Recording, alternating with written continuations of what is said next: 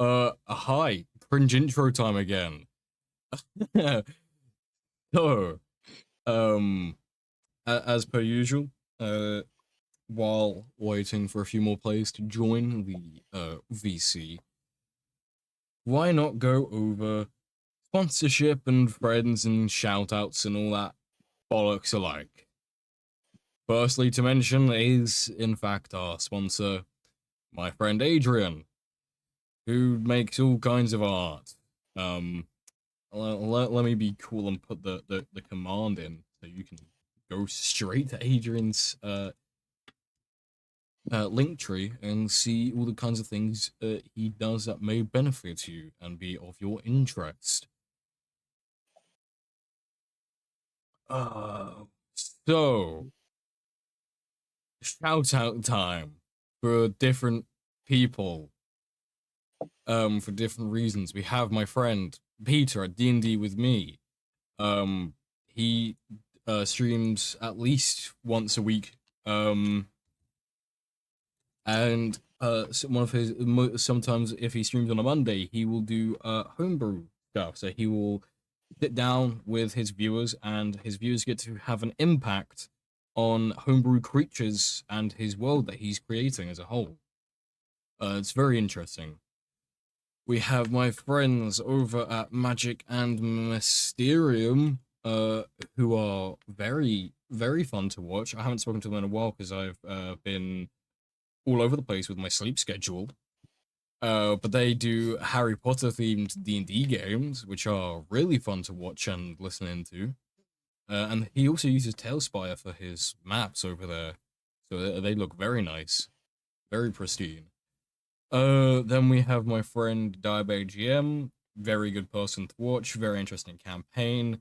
A little bit of chaotic energy here and there, but what D&D campaign doesn't have chaotic energy here and there?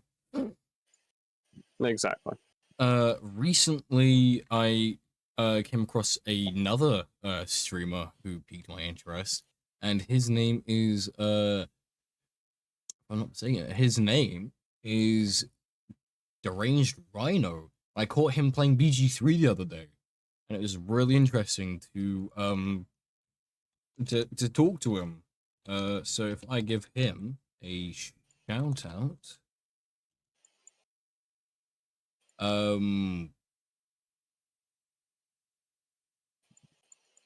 then we have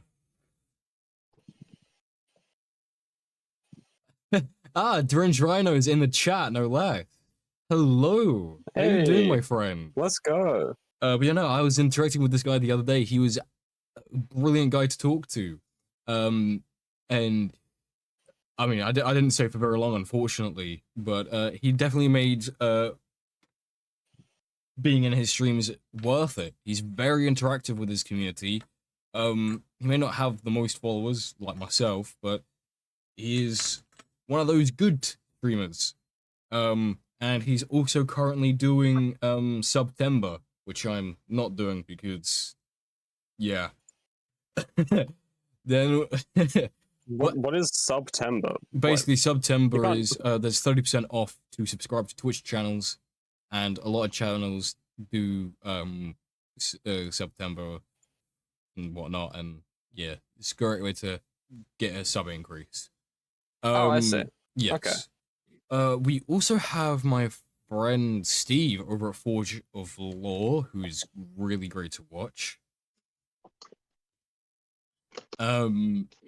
He's great to interact with. He streams fairly often, creates Tailspire maps. He's got his own campaign he does, which you can find on his Twitch channel. Let's give him a quick shout out. If my brain can function.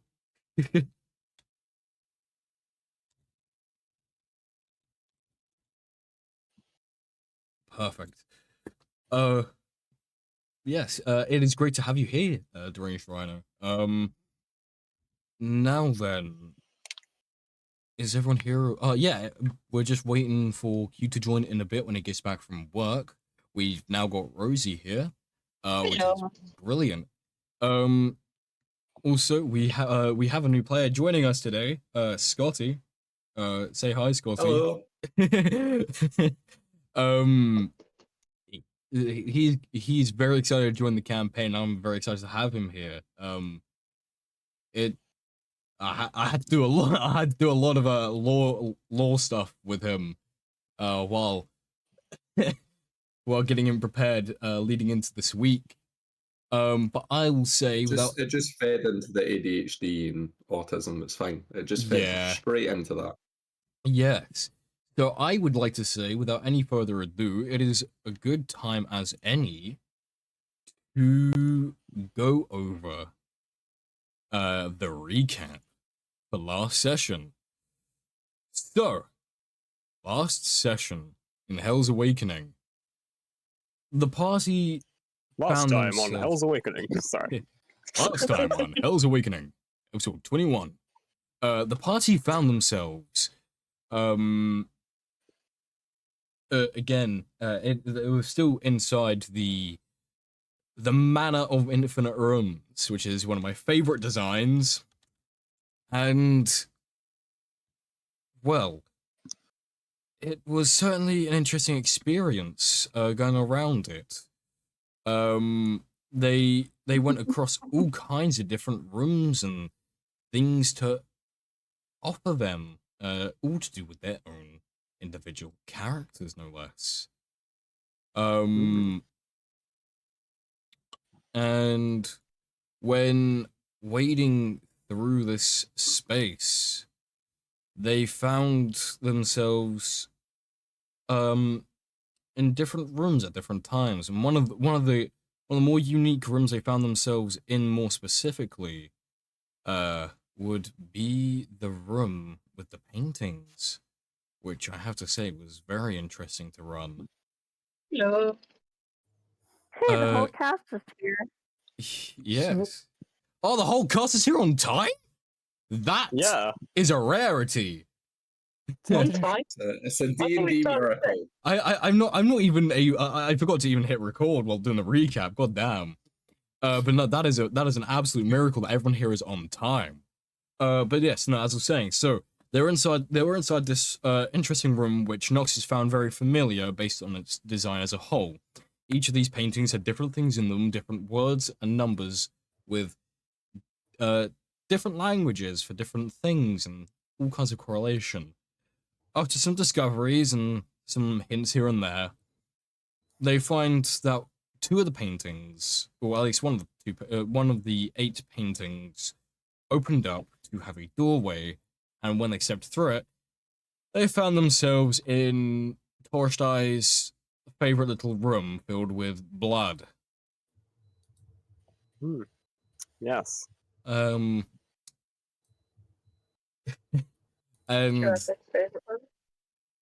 yes, inside this room there was a fountain on a raised platform, and from that fountain, Torstei and Fenrir had appeared.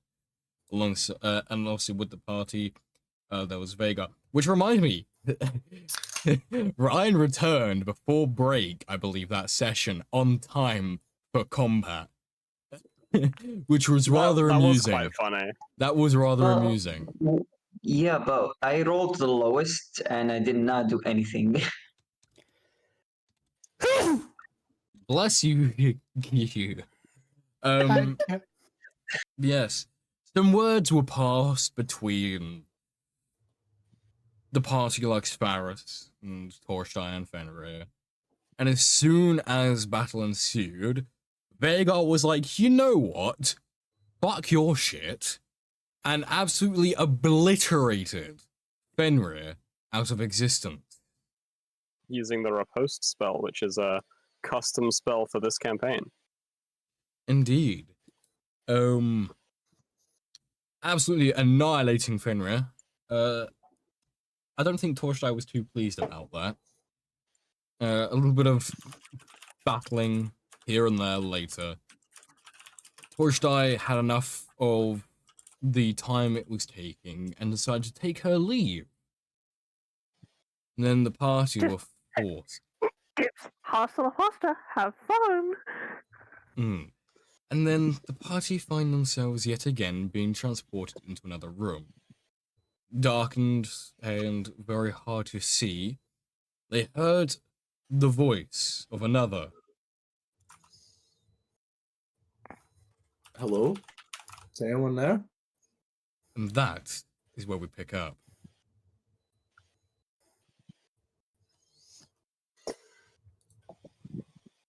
Oh Alright. gosh. So I remember we said this room was very, very dark.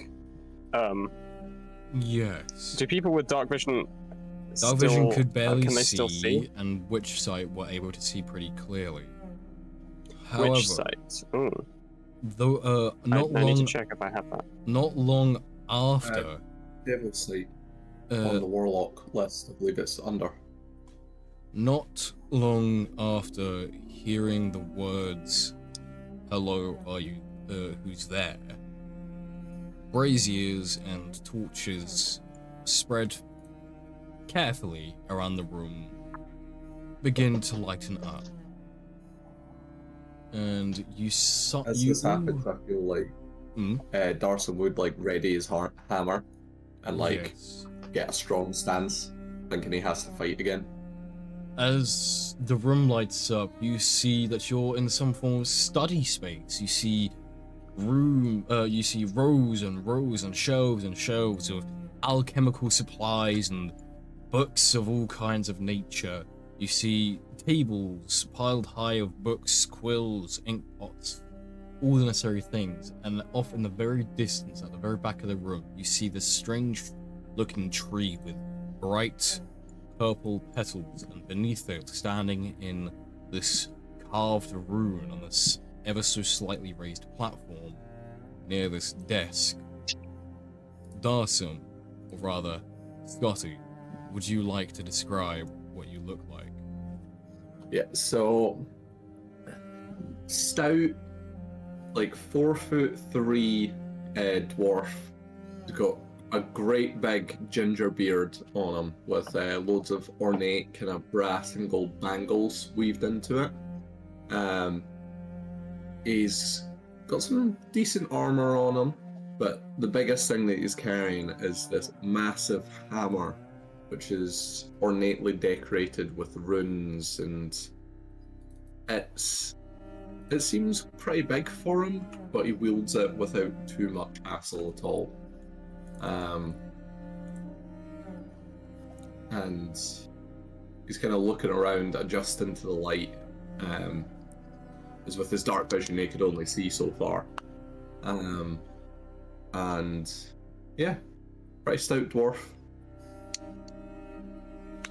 Yes. For those of you who want to see a deeper description of what Darsum looks like, if you make your way into Hell's Awakening, I have posted the image of what Darsum looks like.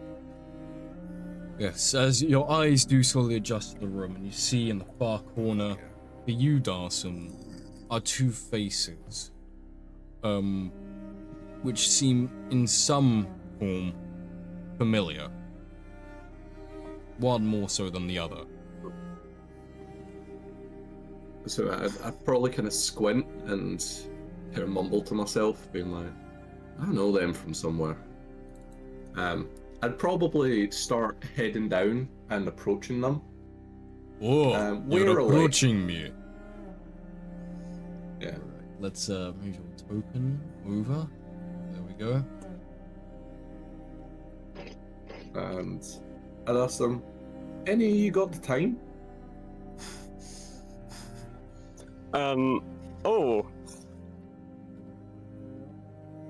Noxus will reach into her like front pocket and just like get out the gold pocket watch. What time is it?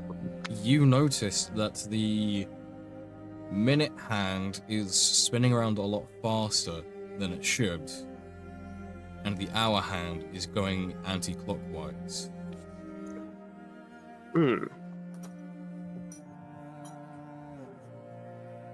Now, okay. She notices that, but also something about the keen mind feat allows you to know the time always. Like you have an internal clock that keeps track of time as well. The internal clock tells you that it is currently 5 p.m. And that battle you had with Torshai, although went although it felt like it went by quicker than it did, lasted a lot longer than you gave it credit for. Okay, so she's going to look at her pocket watch and say, "Oh, well, that doesn't work." And then None she's of mine's work either, so. and then she's going to say, "But it's about 5 p.m." This is gonna sound really silly. What day is it? Yeah, what day is it? What does the day taste like? The day, it is currently a Saturday. When What day you did can, Darcy actually go in? you went in, on exact as you came here. I think it was on a Thursday, exactly maybe 3-4 weeks ago. It's really hard to have told the time since you've been here. And for the party, you can sort of gather you've actually been here for a few more days than you thought you've been here for. Yeah, so you can kind of see on Darson, like, his beard's kind of growing out a bit. Like, it's not as well kept as it looks like it normally would be. As if he's not had, like, time where he could, like, you know, groom it properly and take care of it. But he'll pop the hilt of his hammer down on the ground and be like, "Are you guys stuck here as well?"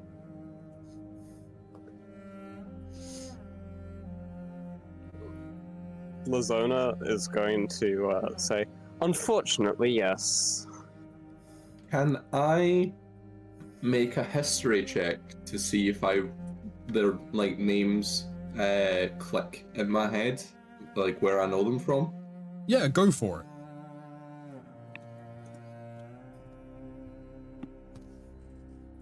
Alright, that is. Where's history? Right, 13.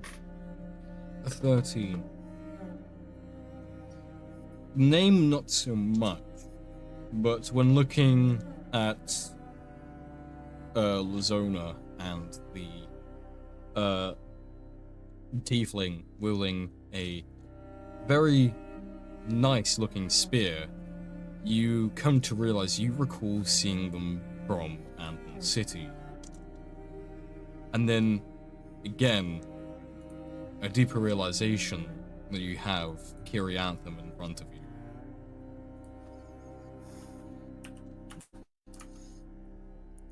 Probably should have thought about this more. So, I kind of realize I'm like. Seems you've made your way from Anthem as well, then. He kind of nods at them.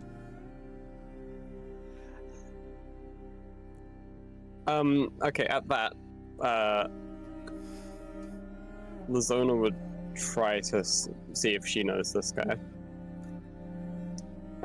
Okay. Well, also, for reference to anyone, my Tumblr is filled with Iron Brew. Of course, yeah. Really going into the Scottishness here. Yeah. Got me some iron brew.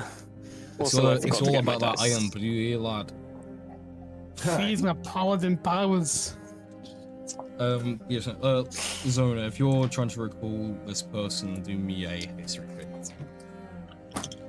Okay. Need to just clear my What dice is tray so- because I have too many dice that they don't fit around the edge of my dice tray.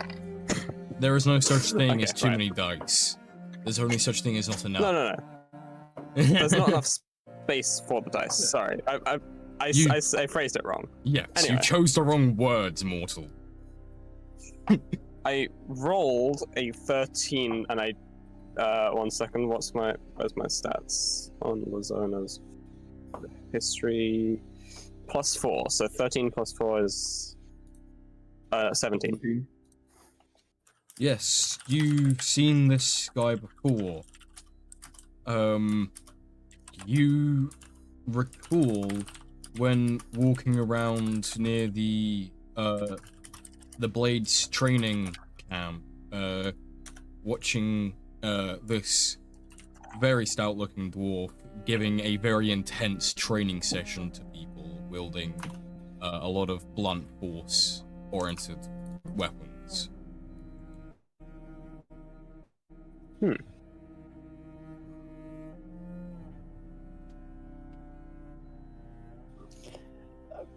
I feel like Darsum, after his eyes adjust properly, can he make a perception check to kind of look around the room?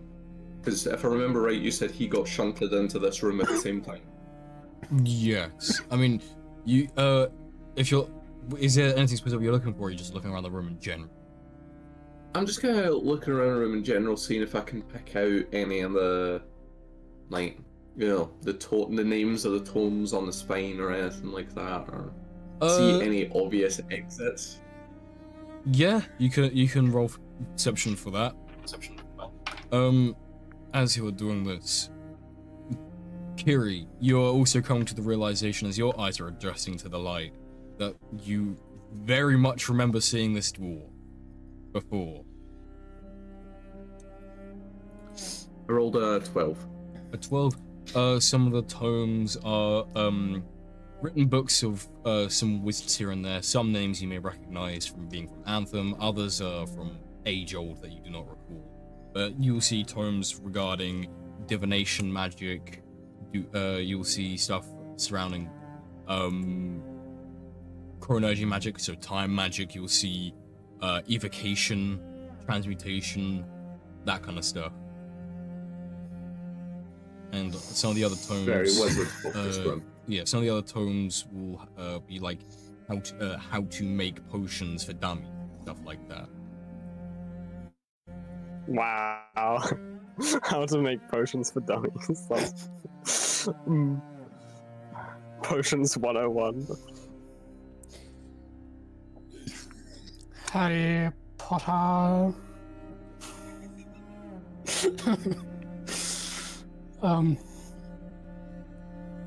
So I was really stupid and I didn't really think much about how I was gonna do here. But I've been trying. So now that I'm starting to kind of get an inkling of who this be, just kind of like, because I mean, this is a guy Kiri does rather look up to, I respect and all that. So it's kind of like getting me excited and like kind of like quietly like, oh my god, I think it's like to knock, like, oh my god, I think that's Darsum, like, you know, like it's like die. It's the dude. I'll have a look around the rest of the party and kind of nod my head at each of them and say, well, it's nice to meet you guys. I'm Darsum. What are you doing here?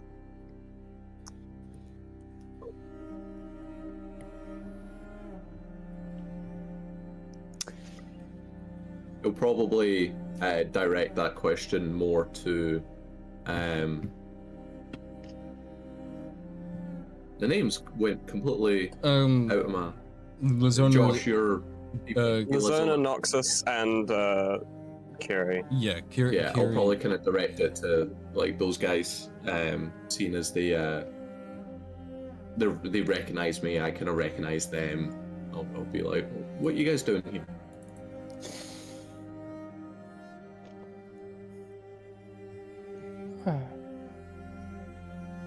Well, the blood bitch kind of kidnapped my friend Noxus here, and was trying to get her back. How did you end up here? I didn't think I'd see you here of all places. We'll say it's a wee bit of a scouting mission. I see. Would I know who the blood bitch is? Yeah, you would know who the blood bitch is. Would I have ran into her? That's a canonical name now. Yeah, you would have run into her because as we discussed, the reason to why you came here, she saw what you were trying to do with that specific tool of very much hurting, and was like, no, to another room with you. I'll kind of call out into the room, being like, that fucking bitch. You seen her lately? I have a few words for her. We were just with her. We killed her pet. That's Noxus responding. Well done. Those things were hardy. So, have a look at them. I'm like, please tell me, one of you knows how we get out of here. Well, that's what we've been trying to figure out, to be honest with you. Yeah, we can't really teleport out of this place. I mean, I can dig out. That seems to work, but that's about it.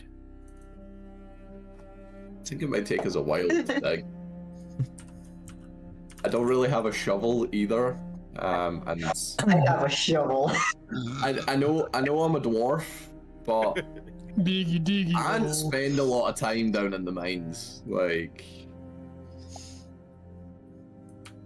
But I'll kind of like look at like Noxus and we'll be like,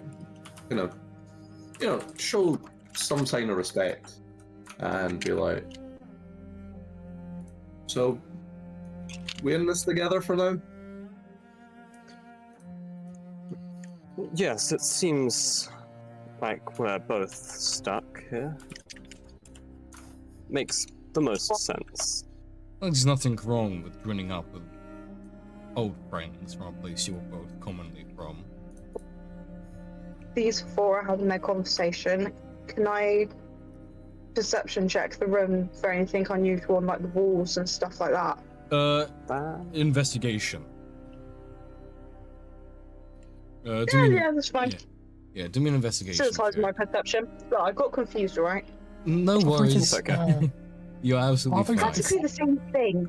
I mean, I also thought the same. I thought she said deception. Yeah, I thought you said deception. I was going to say No, she said no. She said perception. I heard Yeah. perception. I was correcting to investigation because she's looking for something specific. Deception would have been better, but So I heard deception, and I was gonna be like, that's the most rogue thing I ever heard. Can I deceive the walls? you know my reliable talent thing. Yes, you're a reliable talent.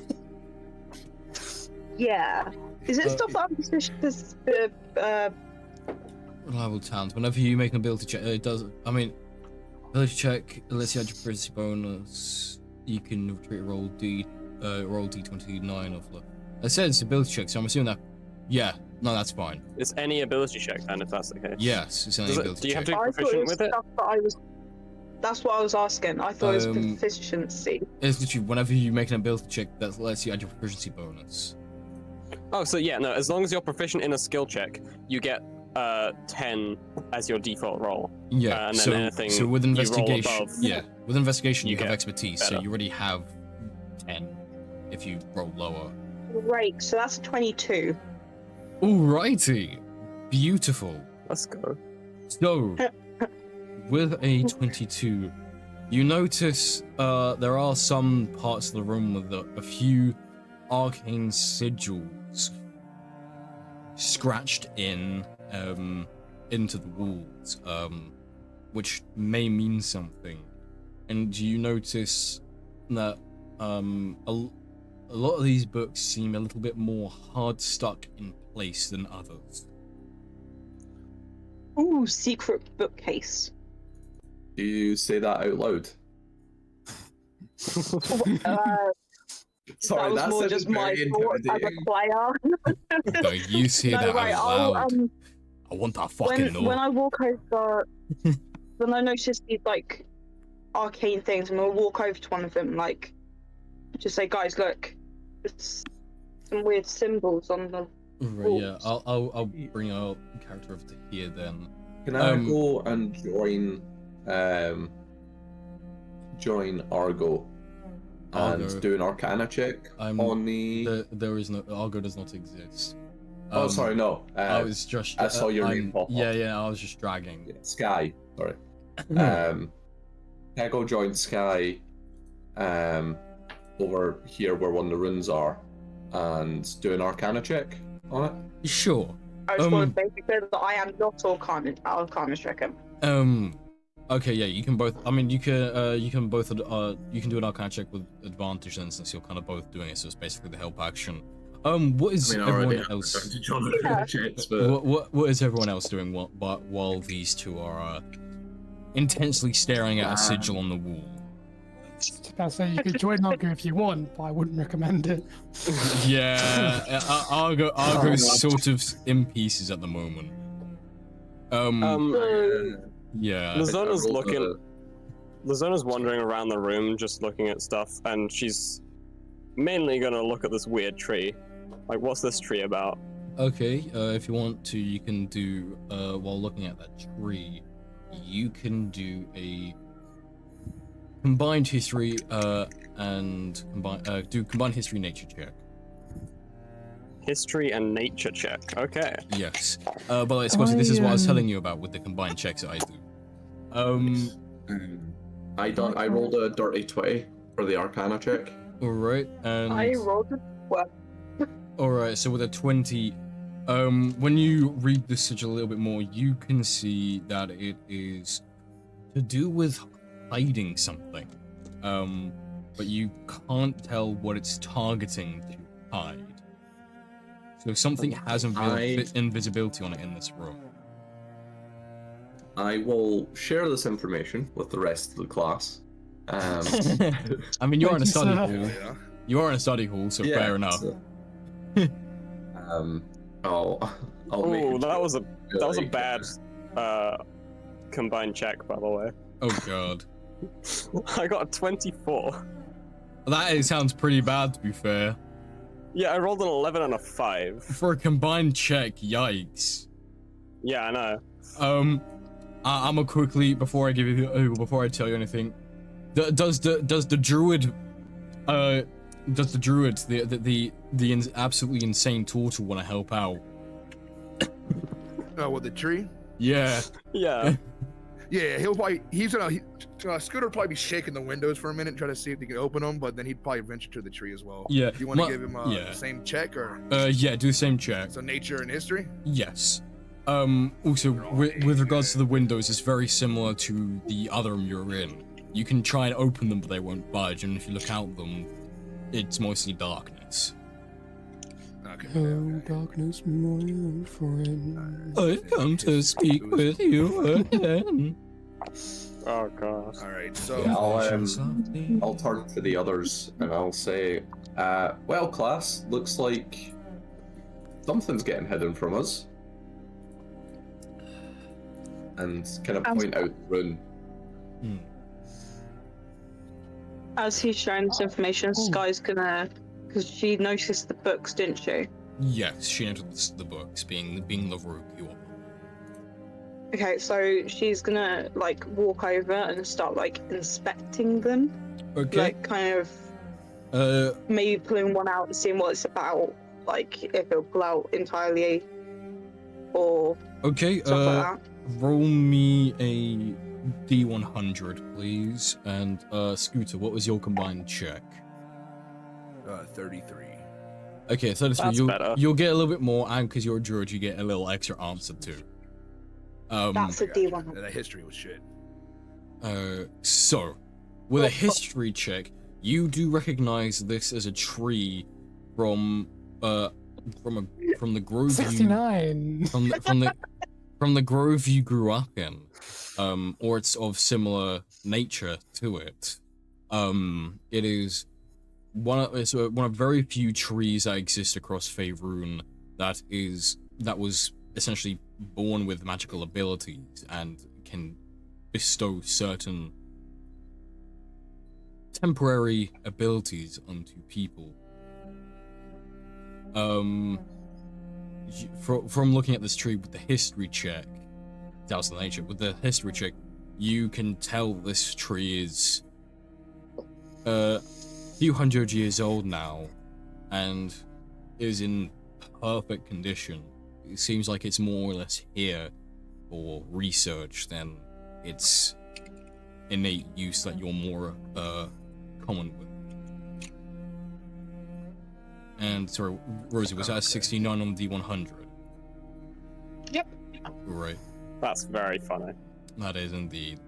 I will. We got the funny number, guys. That's it. D&D's over. We won. Okay. No, I'll give you an I'll give you an answer to that D100 roll in a bit, Rosie. Sorry, what was that? Scooter. Oh, I said we wrap it up now. We got the magic number. Scooter is gonna he's gonna smack the trees. This brings back some memories. I don't know what this Blood Queen has with my homeland, but she has a lot of artifacts. This tree came from where I grew up.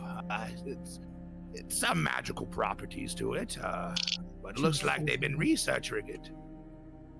Scooter is gonna try to see if he can find a seed or cut a twig off or something. He wants to try to grow one back home eventually, so he's gonna try to get a little piece off where he can try to grow it.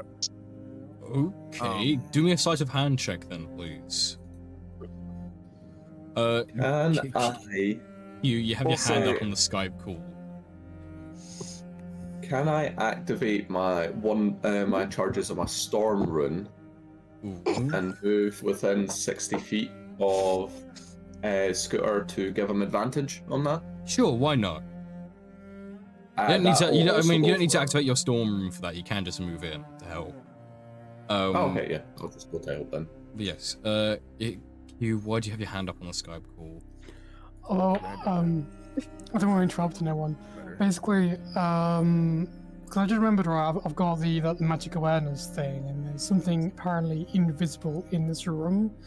So I'm thinking maybe I could, if I used my, because 60 feet radius, I believe it says. Yes.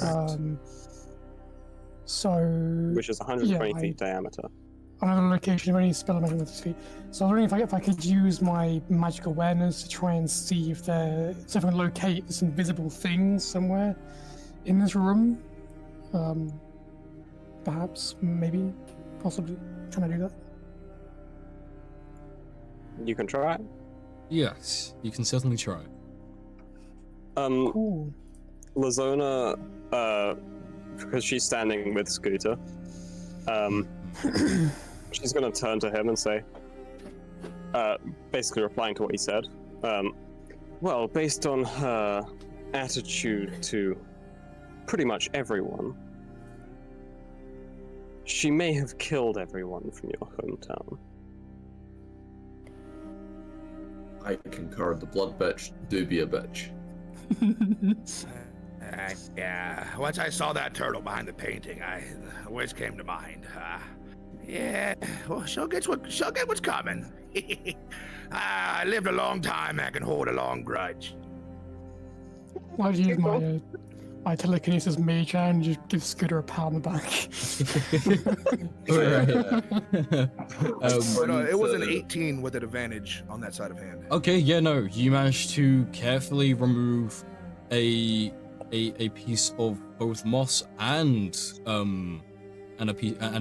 twig from the tree. The moss came with it, and you. Well, damn! Now I'm gonna try not to eat the twig. Oh yeah, you don't want to eat that with your breakfast because who knows what they could do with that. Roll a wisdom save to not eat the twig. You know what? Yeah, fuck it. Roll the wisdom save. While this is going on, I'll turn to Lazona and say, I really like this turtle. This seems like my kind of people. Yep. He's a good man. He's mildly insane. That's... I whisper back and I'm like, that's what makes them fun.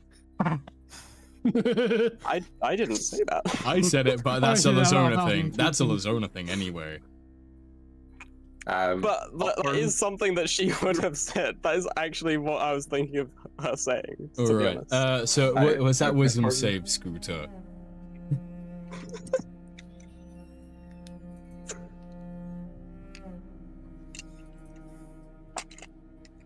Scooter? Oh no, did Bob die? Is his audio being weird again? It's been a while since it's done that. Oh no. It's his I think he internet. crashed. It's his internet being a doofus again. So guys, there's a link in the description for a GoFundMe for Bob's new internet. That would actually be a very funny idea. We should do that. Alright, so yes, Bob, what was that wisdom save, my friend? 7.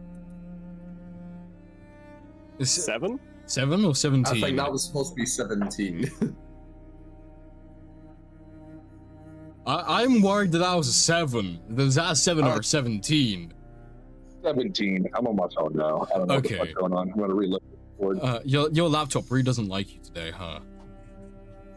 Alright, with It's the been doing 17. good for the last couple weeks, but today it's been fucking. Yeah. So with the 17, yes, you find the twig very enticing and edible, but you get the feeling that it's not food, even though you want to see what properties you may gain from consuming it. However, though, that little piece of moss that came with it does look like a delectable item. Scooter's gonna quickly shove it in his bag. She's like, I can't tip myself. I need to plant those. Alright. So, after a few minutes have Tree yourself. There's a whole tree here, you know? Yeah, about 10-15 minutes pass by, and if you were to quickly glance over at Sky, you would realize she has just pulled so many books down from some of the bookcases, and you see the most of them, their shelves are fully empty with maybe 3 or 4 books hard stuck in place. Are there any really like hard to reach high places that Sky's not got to yet? Yeah, you see Sky jumping up, trying to nudge at some of the books, and she just her Can fingertips just make keep on my scraping way at the over bottom of the and shelf. as- Yeah, go for it. Can I make And- my way over, and as I'm walking, you just hear the footsteps suddenly sounding louder as this dwarf goes from 4 foot nothing to about 10 foot 6. Yes. And I go over and I would put my hand down to like, give a boost up and help. Yeah, no strength check required for that one. And Q, with Kiri doing the magical awareness, you pick something up. The door behind where Vagar is still standing, because he's just kind of stood there trying to he's recollecting everything that's happened in the last few, in the last couple of hours. That's why he's not being doing a much. taster NPC. But you just see, He's been the door switched to behind NPC him. mode. You look at the door behind him, and you see there's a very long wire leading somewhere. Wait, from the door or? Is it going Near the door. Out the door. No, it's near the Is door. it going? So it's still in the room then. Yeah, it's in the room, but you see it. Your eyesight is drawn to the bit that you first see near the door, and then you see it's wrapping around all kinds of different parts of this room. So, Is it connecting to any of the books that are still stuck? perception check.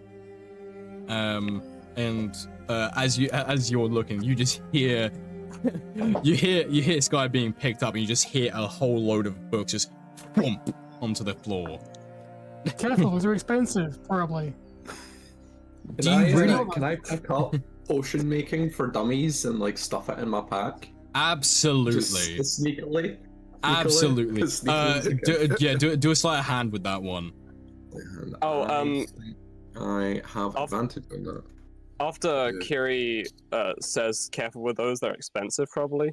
Lazona is going to start looking for the most expensive looking books and trying to set them on fire. Classic Lazona. With that, yes. I've got with that advantage, that came to 21. Only sleight of okay, hand. wait, okay, hold on. Give me 1 second.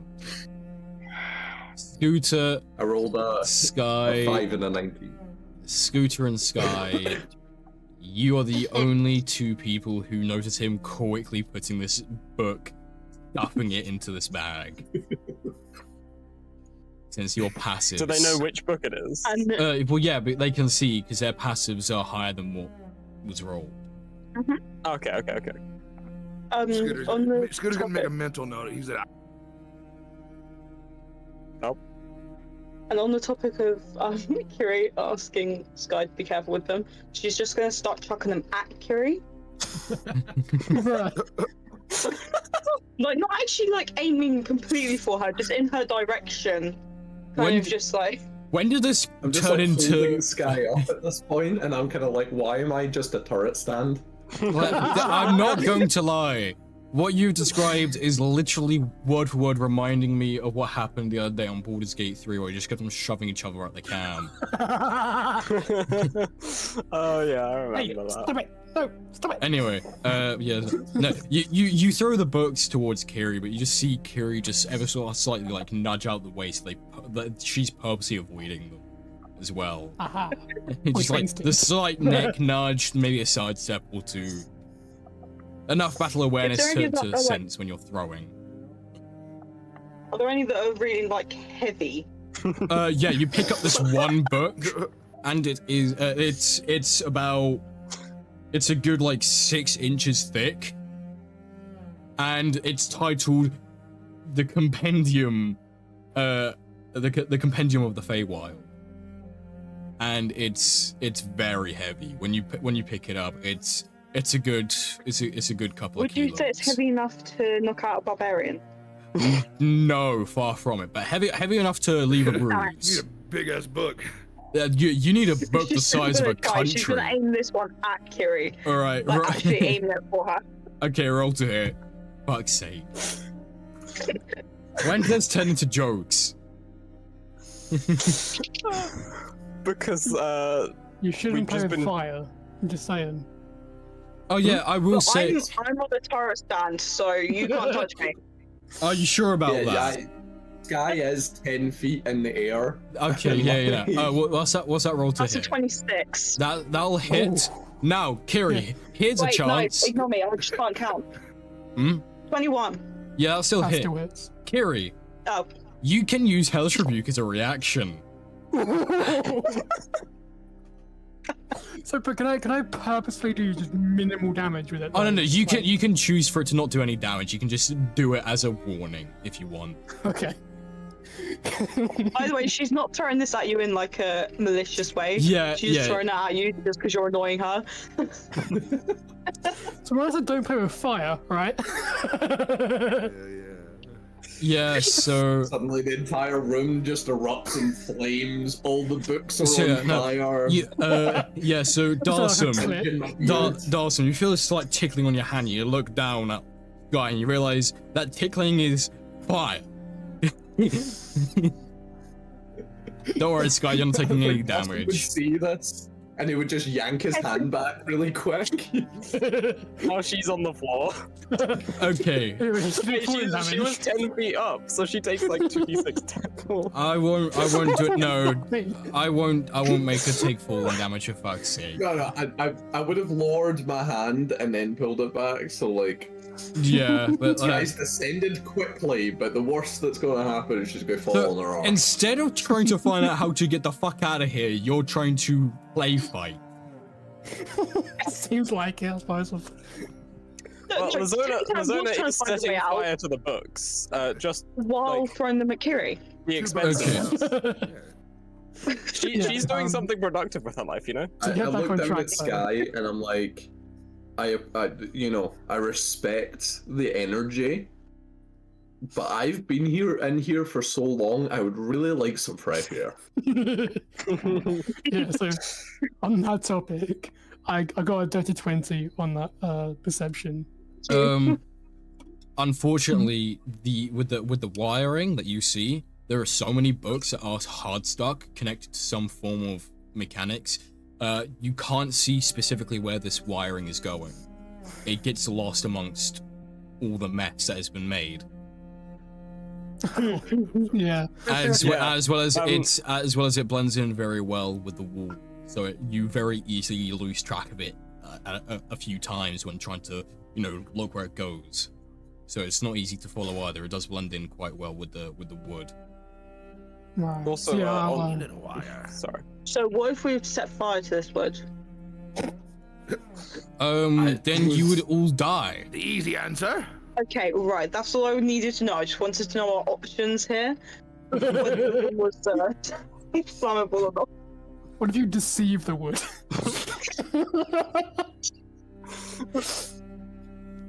Can I intimidate the wood into catching fire itself? That's a barbarian thing, yeah. All right, I will shrink back down to my 4'3", and try to look if there's anything that I can do that can highlight the. Can I say to the group and ask them? I'm like, has anyone got fairy fire handy? Yeah. Very fire. I mean, if you put it on the wire, then it will highlight the wire, won't it? Theoretically. Each object. Wait, does it work on objects? It Can't works. remember. Narso's saying this is he's not a spellcaster, but he knows fairy fire tends to highlight things. Yes. Yeah. Each object in a 20-foot cube within range is outlined in blue, green, or violet light. Any But it's creature in the area all the where objects. this Yeah. spell is cast is also outlined in light. It is. I But know. it's like I know in why that you're wall. reading this directly, Sky, because you have it. Yeah. Because he asked to bring up it, so I said yeah. Yes. It would highlight all the objects then, based on that. Any If attack I was roll. to aim it towards the wall. Hold on. Outline.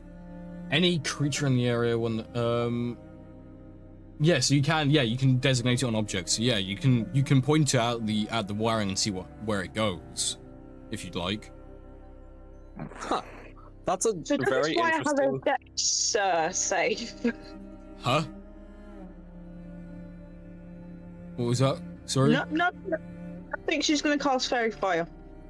She's not. Without really any warning to the other. As soon as he says that, he's just gonna go for it. All right. Yeah. It doesn't actually set things on fire. No. No. No. It just makes it glow. lights things up. What color is it glowing? Let's go. What color is the room? The room is a very macabre brown kind of color.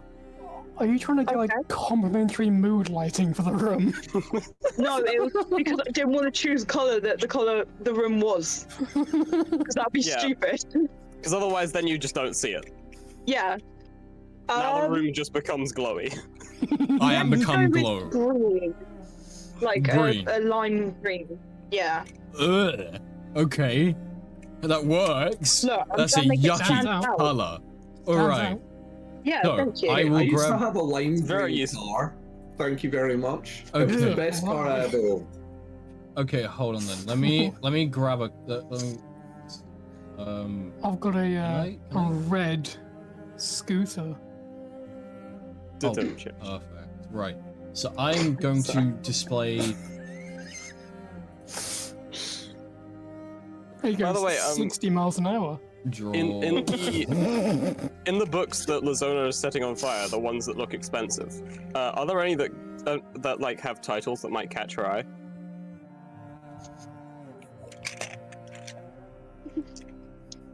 That she was doing that. No. None Children none just really fighting, right? none really catch your eye. Okay. Children just like fighting, checking books each other, and there's Nox just like reading a book or like preed and proper, like, you know, like straight back and all that, and just like weaving Yeah, through the mess. Speaking of, she's looking for like other mechanisms that aren't in just the bookcase area. Like seeing Okay. if there's anything on this side of the room. Okay. Because everyone else seems to be focused on the bookcase mechanism. Well, so Noxus, you're that is for, yeah. Yes. Yeah. Noxus, okay. You're gonna do combined Disappointed. Investigation. Give me 1 second. Let me just check. Do a combined investigation and Arcana check, please. Okay. Right. I have drawn on the map a green line to sort of display where the wire is. Where it ends. So where that line ends is as far as you can see the wire go up to. After that, it just disappears. And if you try and look at it or you try and see where the glows are coming from, you are then seeing way too many different lines in a mass of different directions. Okay, so that's the only clear direction that you can see then. Yeah, that's the only clear direction. And then everything else is sort of tangled mechanisms behind the wall, I would Yeah, assume. so anyway, it's set, so you can tell looking at it, just like even with like passive and whatnot, you can tell just looking at it that's set up to then throw you off, so you don't know which book is the right one essentially to pull on, but you know that this is leading into other books to pull on. What's the wire connected to on this side? It is just On the simple. side It is next just that's where the wire can be seen. It then dips behind the stonework, so you can only gather that it connects to the door itself. Did you say investigation and arcana? Yes, I did. Okay. Cool. Cool. So, with his extensive knowledge of masonry, know the stonework which has the wires running through it? You Like, be able to tell which ones have got a little bit less strength on them because holes have been bored through it. You can definitely do that. That would be.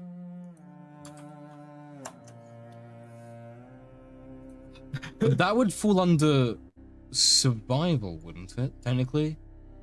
Or insight? No, insight. Yeah, no. Do an insight check. He's insight checking your wall, guys. It's finally happened. Yeah, but like, there's no So real 34. right. There's no real right other check to go with that. To be fair. 34 is So- what I rolled. Because I have proficiency with mason tools, will I add on my proficiency to this? Yeah, go for it. And what was the other thing mentioned, Josh? I got a 34 for the check, the combined check. So you see with my massive +0 on investigation. You see this torch and this torch. This one is clearly lit Wait, up. 1 sec. So there are two torches obviously along this wall, right? Yeah. This one is lit up, but this one isn't. And as you look closer at this one, you notice there's a little cog behind it, which is why that hasn't lit up with the others. There's a cog behind it? Or rather, it's connected wait, it's connected to like a half cog. So there's like an automated mechanism for turning them on, I would assume then. You don't know. And this one's not worked. You don't know. You just see this. You see this half cog that's connected to a cog. Mm-hmm. Try pulling it. Yeah, she's gonna try rotating it because cogs rotate. Well, you know. Rotating it. You mean? Are you gonna pull it down? Is that what you're saying? Wait, you said it as a cog. Yeah, it's right? connected to a half cog, and the cog will down or up.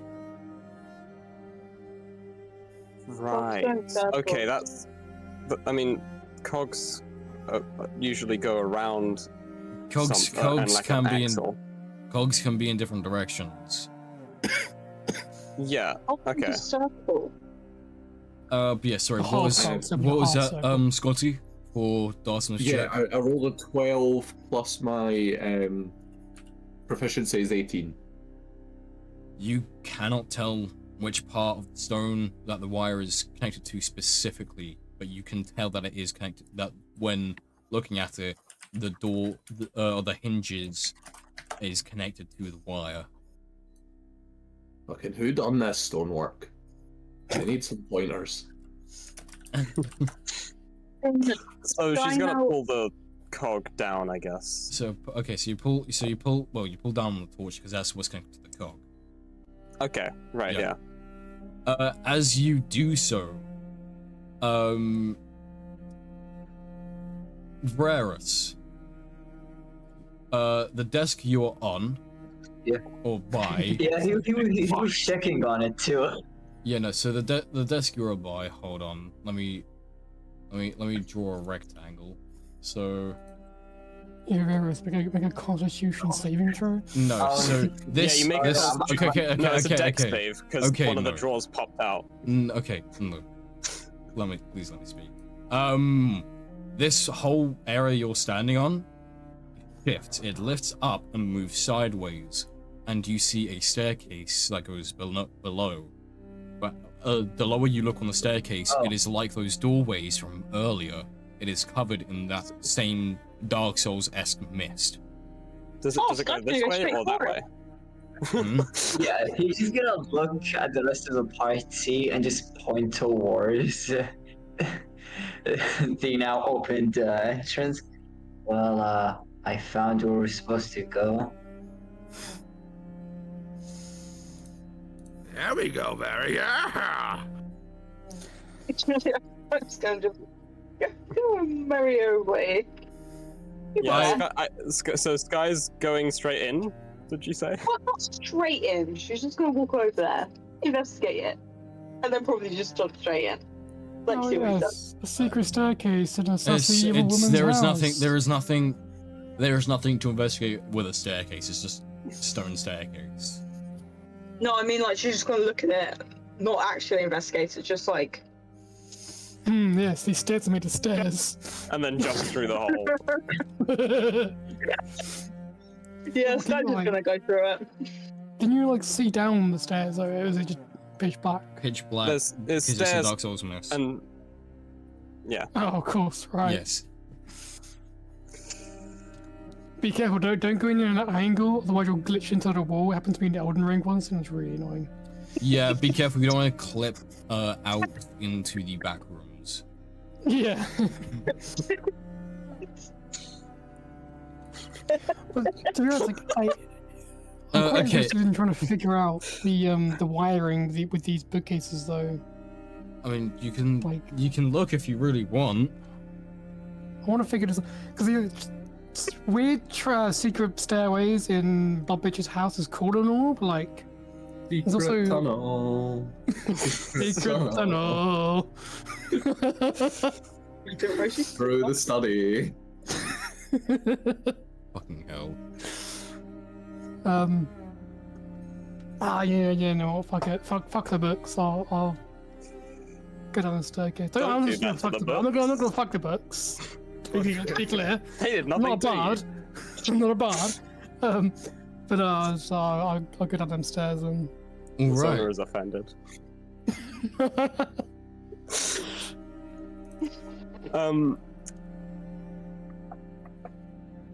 Right, so Sky said she was just gonna go straight through. Yes. So that's I'll one be back person in... who's already left the room. Yeah, I'll be back in just a second. Yeah. I'll Varus would immediately just follow after Sky. Oh yeah, Sky's already gone, by the way. I see the colleagues like, be careful. I don't want another trap. Just Careful, straight this place is in. trapped. I have no idea where this So is. those three have just gone straight into the area. Yeah, we just cheated in it. These boots have seen it. Darson's going in with his hammer, going secret tunnel. Secret. And Nox tunnel. quite literally puts her hands over her face and she's like, these people.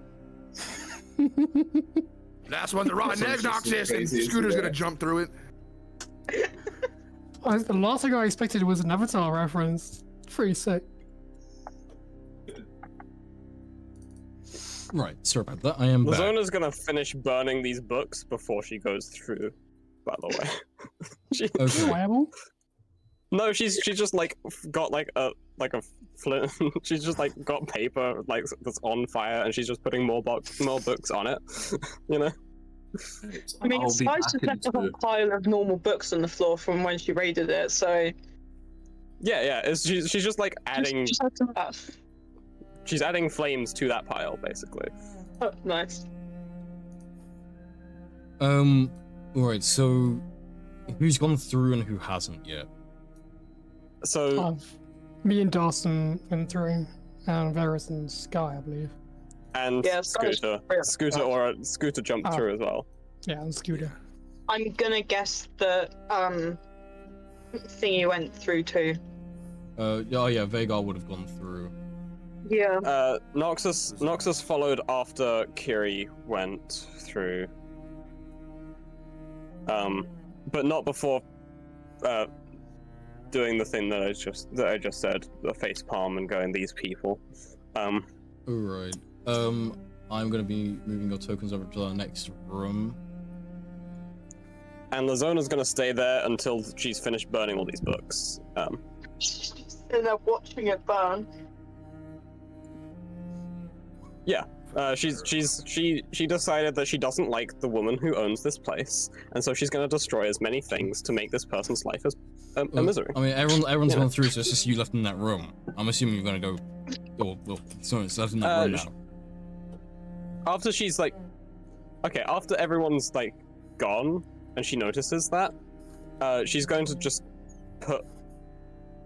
leave the pile of burning books on the floor, and go, like. Alright. Right. You all find yourself in this very, again, macabre space. It is. It is again similar to that room you fought Torshai in. There's a pool of blood at the very back being filtered by these fountains either side of it, and in this room it is filled with coffins. Each coffin has a plaque on it. Do they say our names? Are you gonna go over and read them? Yeah. Yeah. Do we have little symbols of souls? You know, red soul, yellow soul, green soul, purple soul. I'm not sure I no. get the joke there, but It's Undertale. Undertale. King Asgor's. Yeah, his child murder basement. Wait, do these deathbeds have our names on them? right. So you're going over and reading them, yes? Not out loud in my head, but yeah. Yeah. I'm reading this one. Okay, give me one moment.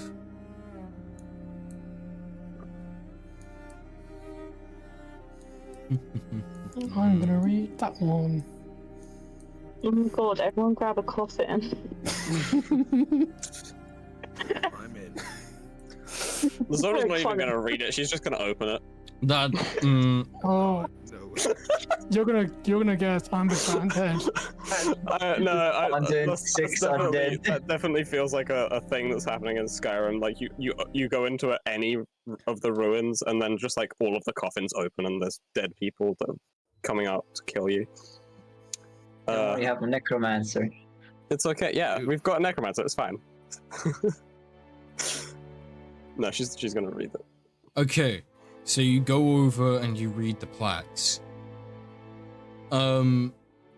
Shit, how many coffins are there? 6. Okay, sorry. Each of them they all have the same title. Well, some of them have slightly different titles, but you see, stuff like, the 2 titles you see on, that spread evenly across the 6 coffins is either Lord of the Crimson Dynasty or Lady of the Crimson Dynasty. And then beneath are their names.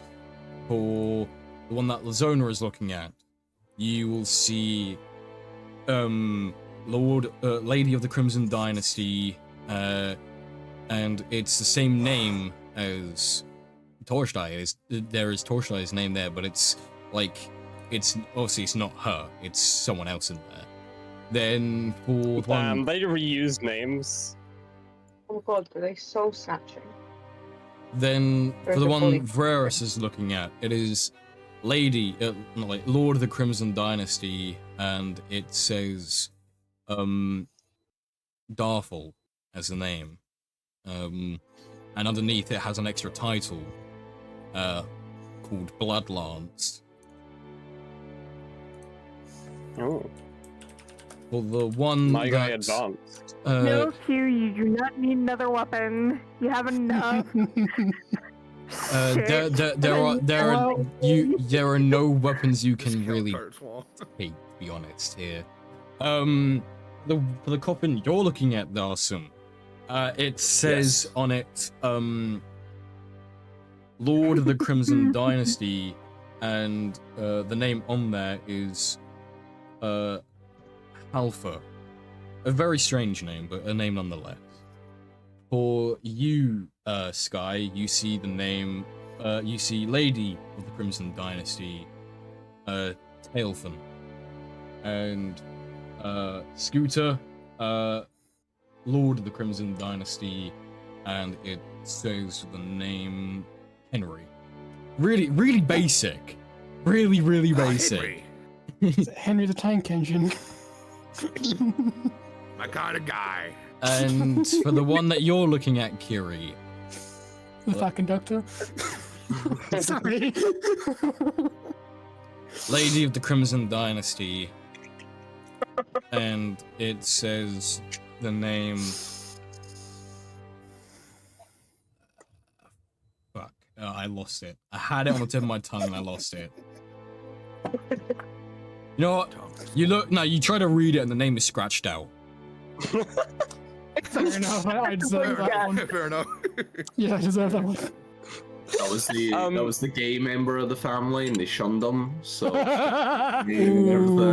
Ooh, that's a tough one, man. The blood bitch is a homophobe. No. That's surprising. Topical. Okay, that's a very political statement there, my friend. No, I'm saying the blood It's okay. bitch. We can make fun. We can assign titles like this to our enemies because it doesn't matter because they're gonna die. Yeah. That's fine. I'm fruity as fuck as is. So. Nice. Darson also follows that same prerogative. Damn. I'm playing a woman. You, by the way, he's into both. The statue in the middle that's been knocked over. When you look at it a little bit closer, you realize it is a fairly well depiction through stonework of Fenrir, and the statue itself, Darson. I knew it was his bedroom. Darson, because you're good with stonework, you can tell. Yes. This was created for him about 400 years ago.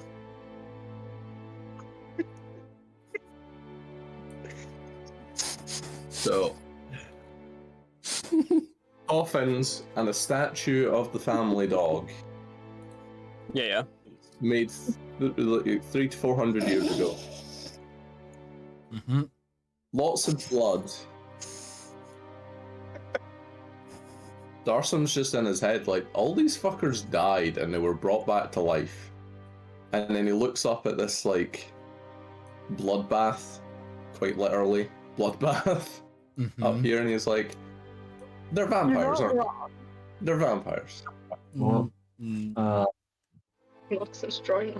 The only person that's known to be a vampire is Fenrir.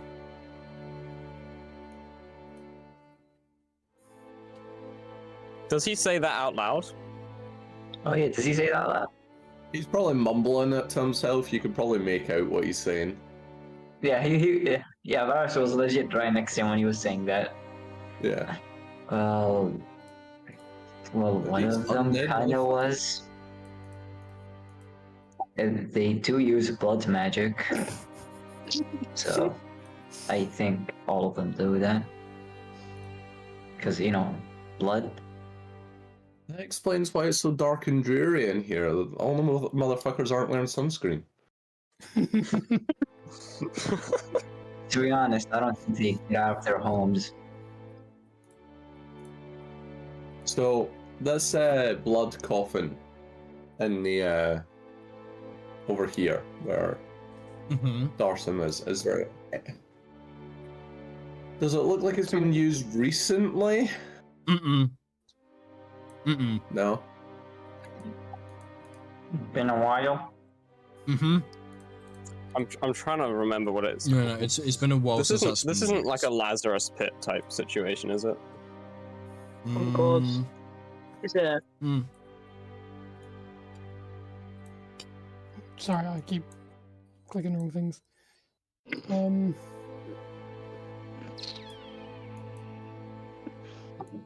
Yeah, but I was gonna just stare at these weird.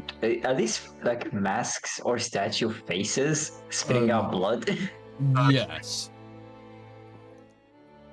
Are they just like all look the same, or are they like modeled of other They people? all look the same. Oh, okay. For a second, I thought they're gonna make all the faces for the Laurens and the Lotus. That's way too much effort for them. I know. Here. I would like to use magic awareness again, specifically by this blood pool. Just like in case anything like magical about it, like a gleam from it that might. Okay, give you sure. information. I was gonna say that Noxus also was going to use her detect magic that she has for free. Okay. So you're checking if the pool has magic properties. You when you when you do check it for magical properties, it feels very familiar to Torstein's blood magic. Right.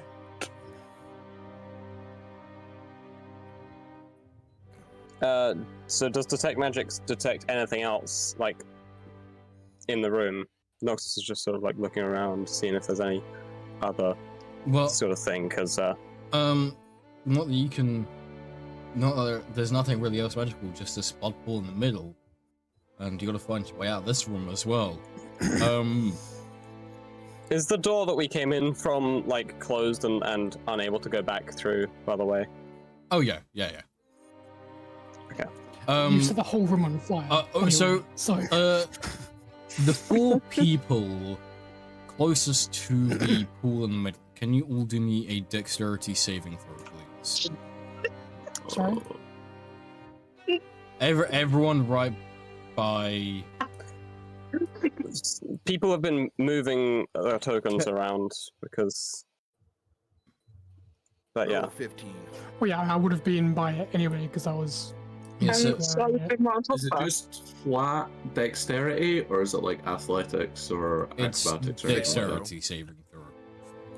So a dex save for Varus, Dawson, Noxus, Kiri, Sky, and Scooter. Scooter's already done his. He got a 15. Okay.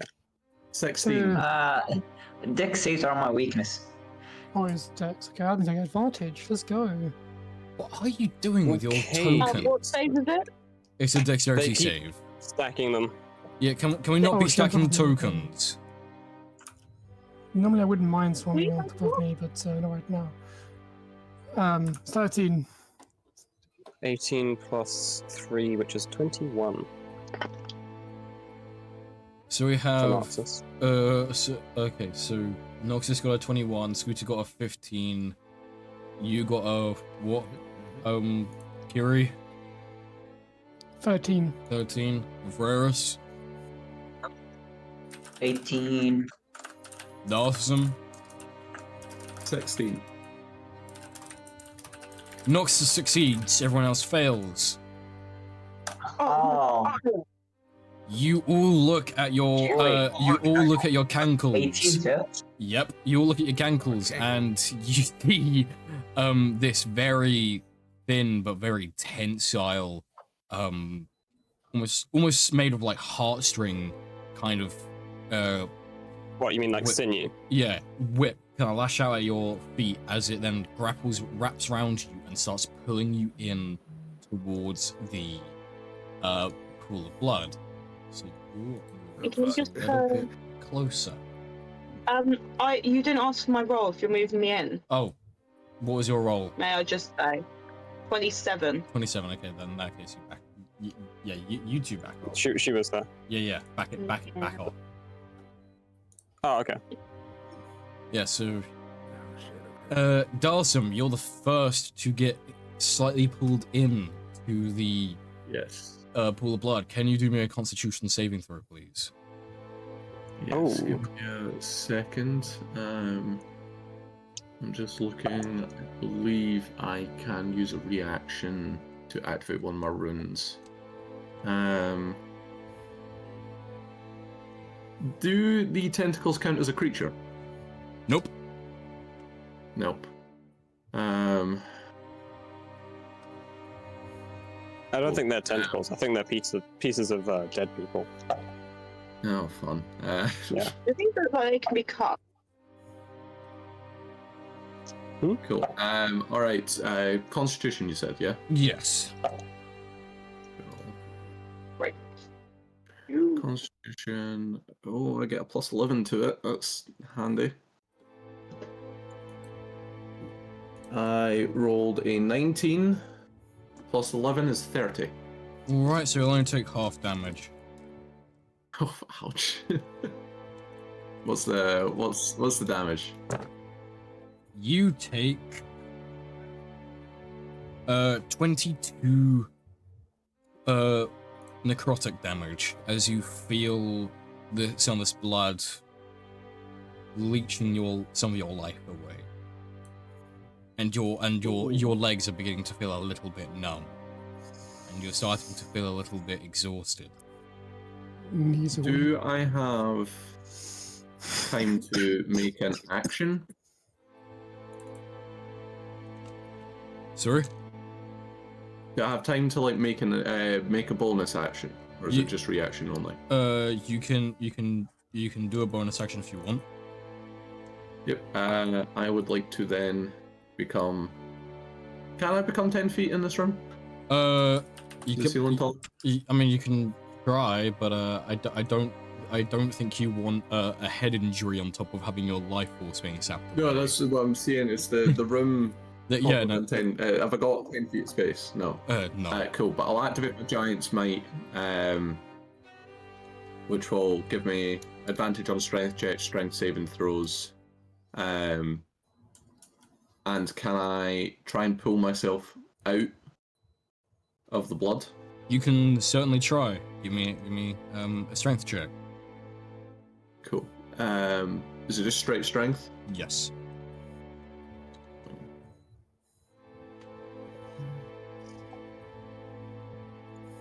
And I have advantage because of Giant's Might. Come on. I have returned. What did I miss? That is a 24.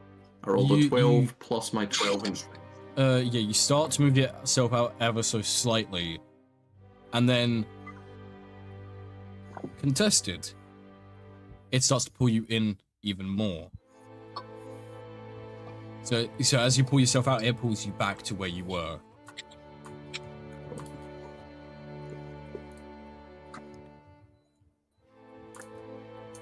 Do me a con save at disadvantage, please, Darson.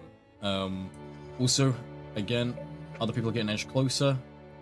Kiri, you'll also need to do me a con save. Do the same are there same restrictions on our magic like right now? This like, so I can't. Yep. So Scooter can't like stone shape and shit like right here. And like, yep. That. Pretty much. It feel for those of you who do use magic, it feels like your magic is being restricted somehow. Wait, is it all magic? That's what I in said. This room? It feels like your magic's being restricted How somehow. big exactly? All magic. Wait, okay. I used detect magic, and so I guess that didn't work. Yep. Huh. Right. So you got a 26 in your con save. Cool. You're still taking. Yeah, you're still taking damage though.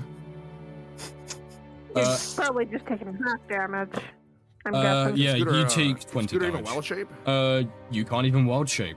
You look at your hand. You try and shape it into like a claw to slice at this tendril just wrapped around your ankle, and it goes to warp into that shape, and it just stops halfway. And sorry, Darson, what was your con save at disadvantage? I rolled a nat 20 and a 10. So we take the So 10. my con save is 21. Oh. With that Okay. plus 11 to con. Fighter. Okay, Damn. Oh, again, wait. Does this count as a poison? it does not count as a poison. God, That was for something else. I mean, it's a pool of blood. No, that you saved against something else. But while you're still in this pool of blood, you're taking some damage again still. So is that another con save? No. Oh God. Because you're already in the pool of blood. You don't have. The con save was when you got pulled into it, and that con save was for something different. You take maximum damage that I could have rolled, which I feel bad about. You take 32 necrotic damage as you feel more of your life force being sapped from you. Ooh, ouch. Yeah. I feel bad about that one, I can't lie.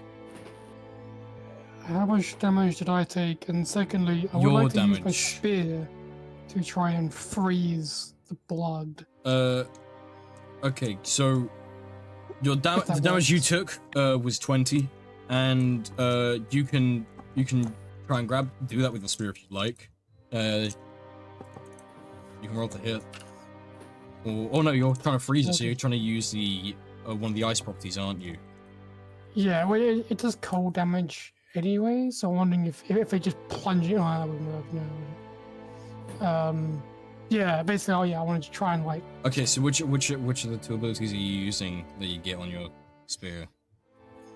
Well, I'm close enough. I could just plunge it into the ice, the pool rather, right? So we just kind of plunge it in, and just kind of like, you have ice spread through it, basically. Yeah, you plunge it in, and you see some frostbite form, and then it's immediately then sucked back into the spear, and the spear is ejected from the pool across it to the other side of the room. Shit. Can I punch it?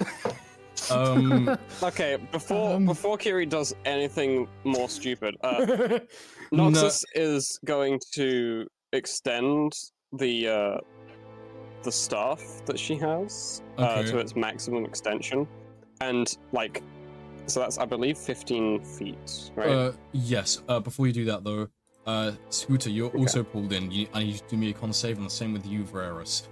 Kiri, after that act, I need you to do me another con saving throw at disadvantage, please. Wait, I have to do it? I need you to do me a con save, you and Scooter. Oh no, I can't save. I rolled a 21. 21, okay, you take half damage. Do I have time to activate a bonus action while yeah. this is going on? Yeah, you can do. Yeah, Yep. you can only do a bonus action and a Right. reaction at the moment. If it was some Cool. I will activate my storm rune and use my reaction to give advantage to whoever's doing the next con save. that'll be Varus. I think I did not match my con save. It's a 9. Yeah, you get advantage So- because Dalsum's giving you advantage. Yeah, to I'm roll your giving con you. save. I'm giving you advantage. So Scooter. Alright, let's roll again. Okay, so Purple, Scooter, you're and, taking. I look over at you. Yeah, so Scooter, you're taking half damage on this, and you only take 15 damage. But again, like the others, you feel this sucking of your life force, and you feel this slight exhaustion coming onto you. Kiri, what was that? What was that con save? That at 19. I disadvantage. got 14. At 19, Kiri, you gain a level of exhaustion. Right, and what was yours, Okay, Varus? I got a 14. 14. Okay, you're taking full damage. Unfortunately, I do apologize. The wizard is taking full damage. Varus, you take 63 damage. Whoa! Oh, Since you've all been succeeding it, so you've only been taking half. Okay, so Disgusting. right. Noxus has Wait, her 63? stuff. 63. I can't hear anything. Hello? Wait, how much damage? 63 Yeah. necrotic damage. So, Noxus has her staff fully extended, Oh wait, and she's. sorry, hold on. Apologies there. Hello? Ryan, I forgot you have resistance necrotic. So that 63 is half. My Discord just died. Right, yeah, no, you have resistance Okay, necrotic, so so that that- 63 is halved for you to 32. Oh, thank goodness. Thank goodness I'm a necromancer for once. Right. Can Scooter try to get off like Yay. a perception check or something to see if he can, like, 95 HP. Okay, wait, okay. What is it you're trying to do, Noxus? Oh, right. So she's trying to use her staff at full extension to basically hold it out, and get somebody to grab onto it. So the person who's closest at the moment is Kiri. Okay. To grab onto the staff and then try to pull. Okay, both of them you. out. Okay. Both of you do a strength check, please. Just a flat strength. Has my reaction refreshed? Your reaction has refreshed. Also, Darsum, you got pulled a little bit further in again. He's doing me another concept of disadvantage, and I'll roll the damage you take. This is not a good first session for you, buddy. I do apologize. Did you say strength? Yes, a strength. Just a strength check. Sorry, what was that? Not a save. Not a save, just a check. 9. 9. Yeah. Who has the lower strength I'm between? so sorry. Wait. No, you have advantage. Reroll that. I'm giving you advantage with your storm rune. Me, I'll sick. Okay. Yes. Whoever rolled the 9. Yeah. Okay, so you take 25 damage, Darsum. And I didn't say if my number yet. yeah, no, this again, the con save is something different. Oh, okay, cool. Yes. 25 damage, yeah. Yes. So what was that con save? Again, I do apologize. This is not a good first session for you. You're already taking damage on your character. Alright. I do feel mildly bad about this. I rolled a 26 for the con. Okay. What? Wow. Okay. Yeah. No, you're fine then. Again, you're fine. Scooter. Okay, can I try and rip my way out of this? Again, yes, go for it. Wait, you're ripping away, so that'll be a strength. Yeah, so do a strength check. And I have advantage on this. Okay, and Scooter, are you trying to do anything else to escape? There's not much I can do without using magic. Can he like try to give off a perception check of some type to try to? All the other rooms had a way to get out of them. Can he try to like pinpoint something at this moment? He's like panicking. Yeah. For a panic, I would say a perception check makes sense. Yeah, go for it. He's trying to see if there's any way that somebody else that's not getting dragged in can fucking get us out of this. 12 plus 17, 29. Whoa. 29. So yeah, no, you look around hurriedly to see something. Over where Vagar is standing, there is a lever that's very well hidden behind the coffin. That could do something, but you're not sure. You just see it. That's the only noticeable thing you see. Scooter does. He's gonna yell, "I don't know what that lever fucking does, but pull it! Vega, Sky, somebody pull it behind the coffin now!" And he is fucking flailing around. Alright, yeah, so Vega will go over and pull that. As that happens, the coffin in the center of this pool of blood starts filling up with blood. But this time, it's not the blood in the middle, it's your guys' blood being combined in the center of it. God damn it! I put it in chat, but my strength save, I actually managed to get in that 20 for 32 total. Alright, yeah, you're able to pull yourself out, but this thing's still wrapped around your leg. And for the strength check from turn. both Noxus and Kiri, there was a 17 from Nox and a 15 from Kiri. Yeah, so Kiri will grab onto it with that, with the 16. And you're 15. Able to 15, sorry, and with your 17 you're able to pull, but the tendril around Kiri's ankle pulls back, so instead of being able to pull Kiri all the way out, you only pull Kiri halfway back out again. Okay. But at least it's not the continuous damage. Yes. Varus, you're dragged a little bit further back in, more towards this coffin. Do me another con save at disadvantage, please, and I'll roll the damage you take as well from still being inside the thing. Can I use my reaction to make that con save just flat, not with disadvantage? Sure, why not? And Vagar, you only... I can't do anything. Varus, you take 10 damage. I'm pretty hard for you. So you would have taken 20, but because you got resistant necrotic, you take 10 damage instead. I'm stupid. What were you asking, Ryan? I can't do anything to try to escape myself from this, right? I mean, Because I can't use magic.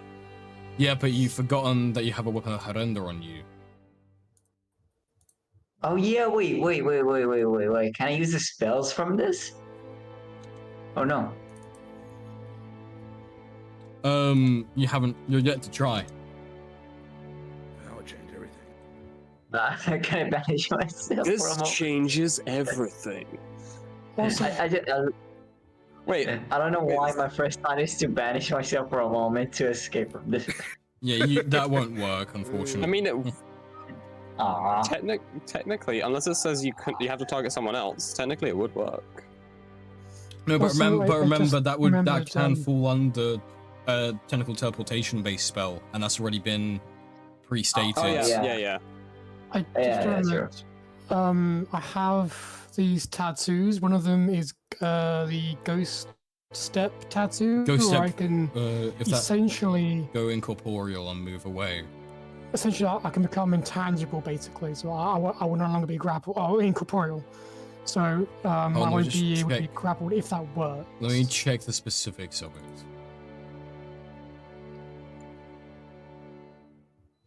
I just remembered I have that. I mean, they've been so useless. Like I forgot I had them. They're useful if you use them. Yeah, but I just never really had any.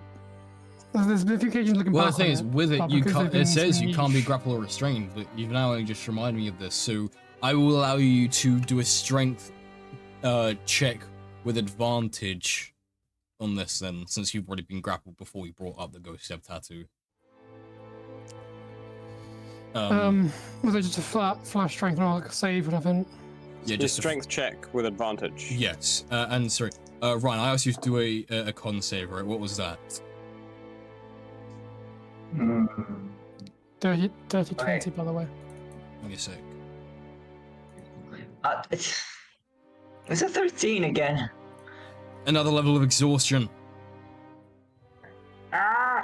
And yeah, with that I have dirty to 20, exhaust right Kiri, you're able to pull your foot out of being grappled, and you're able to pull yourself away towards Noxus. Scooter, Okay. I need a concept disadvantage from you, please, and I'm gonna roll damage that you take from being in this pool of blood.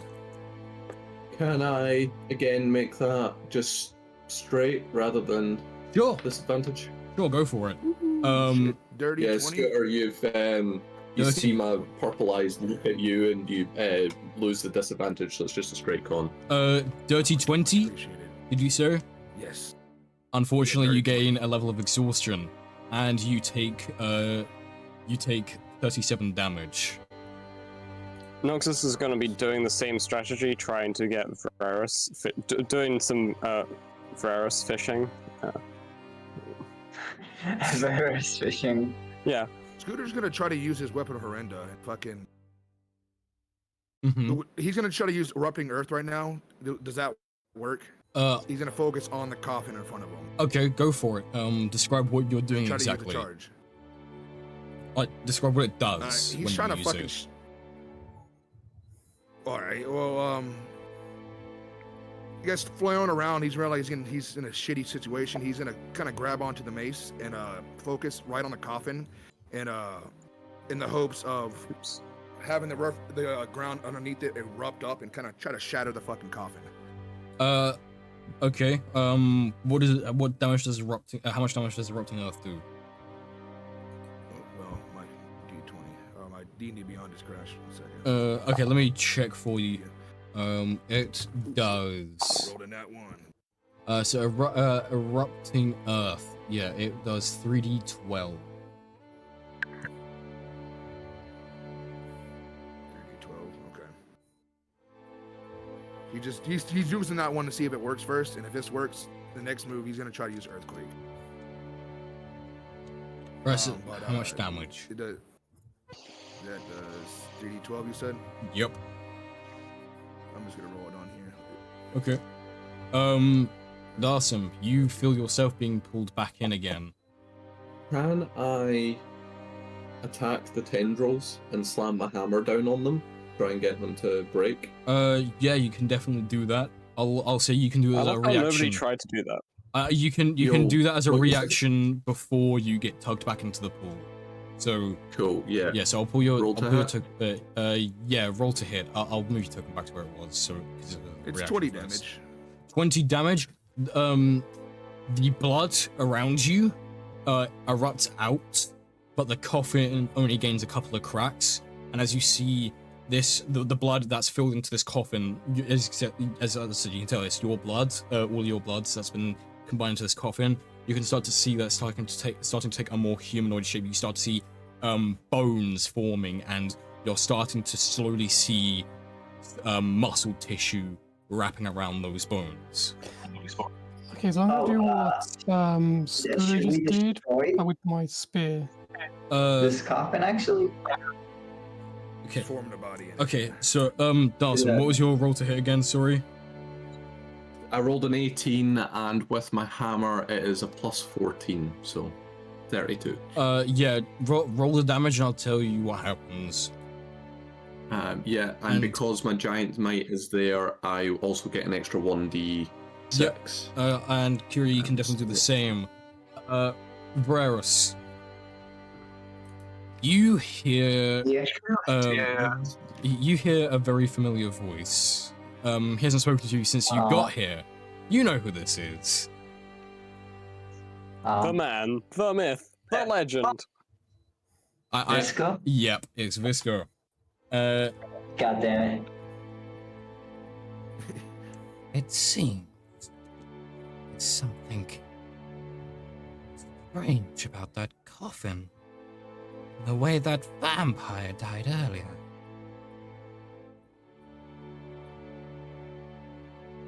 Use your sight. It is. And that's all he It says is to you. exactly right. As I'm going to Wait, ask. wait. What was the last part? He suggests. Use your sight. Yeah, he suggests you use your sight. And So I just slash at this coffin? do what you think is right. You know what? The site legit has Born to Earth. Bones of. Oh yeah, yeah. Okay. I could just do that and just destroy the coffin. Well, you have seen Scooter try destroying it and it didn't work. There is that. God damn it. Yeah. So destroying it is either hard or impossible. You don't know. Well, it did crack a little bit. Okay. It did crack a little. Sorry, Dawson. What was the damage you rolled? 12. 12 damage. To damage. Yes. Hold on. By the way, Brad, I did say that Noxus was attempting to do some Varus fishing with the pole again. With her staff. Yeah. I'm just reminding you, just in case. There's a there's a lot going on. That's why I was reminding. Dawson, have you forgotten the other damage that your weapon does? Remember when you click on it, the extra damage that shows that you can do with it. Did you forget to add that? Oh, I didn't roll the thunder or the force. Right, yeah, do that. And with Noxus doing that, you can Noxus, you can see he is also trying to use the scythe. So you can do a strength check again, and with you trying to use your scythe, while also trying to grasp onto this, onto the staff, Varus, you need to do a strength check at disadvantage. Okay, and I'll do flat strength. Yes. So that was 11 thunder damage and 7 force, as well as the 12 bludgeoning. Yeah, as you strike your hammer down onto this tendril, it the force does like sever it, and then it instantly reattaches onto you, and then it drags you back in. You're currently back to back with Scooter as he's flailing his arms about. This thing is nasty. So I hucked an ice javelin at the thing, but it's just doing what Scooter did basically, but with my spear, which would be 10 piercing and 18 cold. Oh wait, yeah, no, you don't have your spear because it got launched. Oh yeah, you didn't go grab it. You need to go grab it first. Oh, I need to go run back and throw it. Right, let me take you over to where your spear landed. Right over here, all on the other side of the room. Right, sorry. Noxus and Varus, what are your strength checks? I got a 11 for plus with plus 2 for 13. Okay, and with disadvantage, right? yes. Yeah. You know he has just +1 for strength save, right? It's a not even check. a save, is it? It's a strength check. It's a check, okay. But still, a check and save are the same thing. I am wizard, so. Question. Yes. Oh yes, that's 6. Okay, yeah, no, you go to grasp and then you get butterfingers and it just your hand immediately slips off. Darson, what's your question? If I use Shattering Strike on the coffin, would that create a crater big enough for this blood to drip into? What I would say is So you'd it have would to no longer suggest be around you'd us. probably have to suggest a scooter to get out of the way, otherwise he might. Yeah. Fall Well, no, into I it. was thinking of putting it up this end here, so facing this way and shattering, so it does the 10 feet and then the 5 feet down. Right. which would Okay. Yeah. Create enough space for this blood to flow in and lessen the blood around us. I mean, yeah. Yeah, you can do that. Describe how you bring your hammer down then, because you're in a very awkward Yeah, I would like position. to bring the hammer down.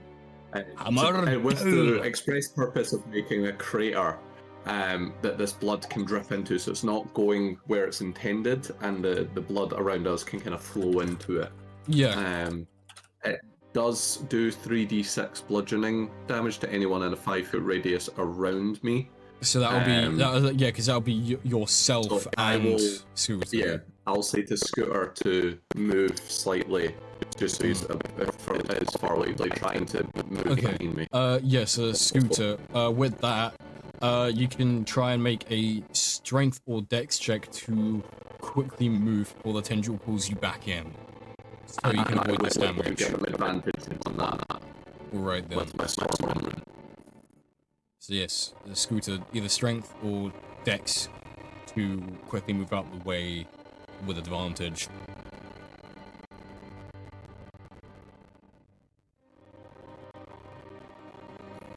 I also have exhaustion, so it's going to be a disadvantage, just a flat roll. Oh yes, yes it is. Just a 12. A 12 doesn't Yeah, work. 10 plus 2. Sorry, man. Scooter's I pretty do beefy, so. 6, 4, 10, 13 bludgeoning damage. In the 5-foot space around me. Alright. But it does say it causes a crater to be formed in the ground. Alrighty. Kiri, you've gone over and grabbed your spear while all this is happening. What are you doing with your spear? Also, Basically do what you notice that the body in the coffin,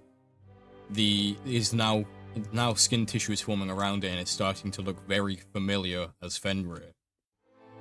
Okay, so instead of what Scooter did, I'm just gonna throw out this thing instead. We do the ice javelin thing, which I did the damage for already. Cool. Assuming it hit, I don't know if I have to roll to hit, but assuming it hits, be 10 piercing and 18 cold. Do I have to roll to hit though? Yes. Yes, that would be. What is my 2 hit with that thing? 13, Should stay on the weapon. sick. Okay, that's about a 15. It's not terrible. I rolled a 2, which is a 15. So you throw the spear, and as it flies over the coffin, a hand outstretches and grabs it very tightly. You can see. So, guys, what do you think my next character should be? You can see the spear ever so slightly bending in its grip. Oh, that's not good. Okay. Okay. I think maybe like a bard. May I? No one's dying. Don't worry. There is a way out of this room. Actually- There is another way out of this room, but because while this has all been going on, although I haven't actually asked you anything, Sky, or what Lazona might be getting up to, Sky, I will say while all this chaos has been going on, you have been looking around for a way out. That's DC 14. I would say, Sky, Rosie, that where you set Sky to be standing currently is very similar to that room with the paintings. There is a painting with a plaque, a name, a date, with the painting, and in a language you understand. That is what you've discovered as a potential way out. Real quick as well. After that, I'm gonna get out my my Frostbrand greatsword. I'm gonna rage and fucking swing at this thing. You have to get close to it first. Well, yeah. You're on the other half of the room. Yeah, so I mean, raging gives me. Where is it exactly? Gives you half movement. It's on the coffin. Which one? Oh, back On inside right. the one at the back. Oh, Yeah. right. How long would you say has passed by this point? Maybe Over 10, 15 minutes. This has been going on for just a constant, back and forth, trying to get out, trying to, do as much as you can. Can I make that? Are you trying to throw your greatsword? No, I'm trying to charge towards it. Charge? Yeah, you can charge. Well, because, actually, yeah, 'cause I could actually just use my charger feat, couldn't I? Yeah, and you're not locked by turn-based combat at the moment either. Okay, well, technically I've used my bonus action to rage, but... Quick question, Ryan. How in his own state of mind is Rarus right now? You can get that far even with the bonus action to rage, because your rage gives you 20 feet automatically. What do you mean, like, how far in the state of mind? How much does he feel like himself right now? And how much does it feel like Visco's trying to take over? How he feels himself and Visco taking over. To be fair, it's like an 80% at the moment. It's not that. Okay, in his control. Oh, 80% is control. In versus control. Visco slowly, Visco slowly gaining, like.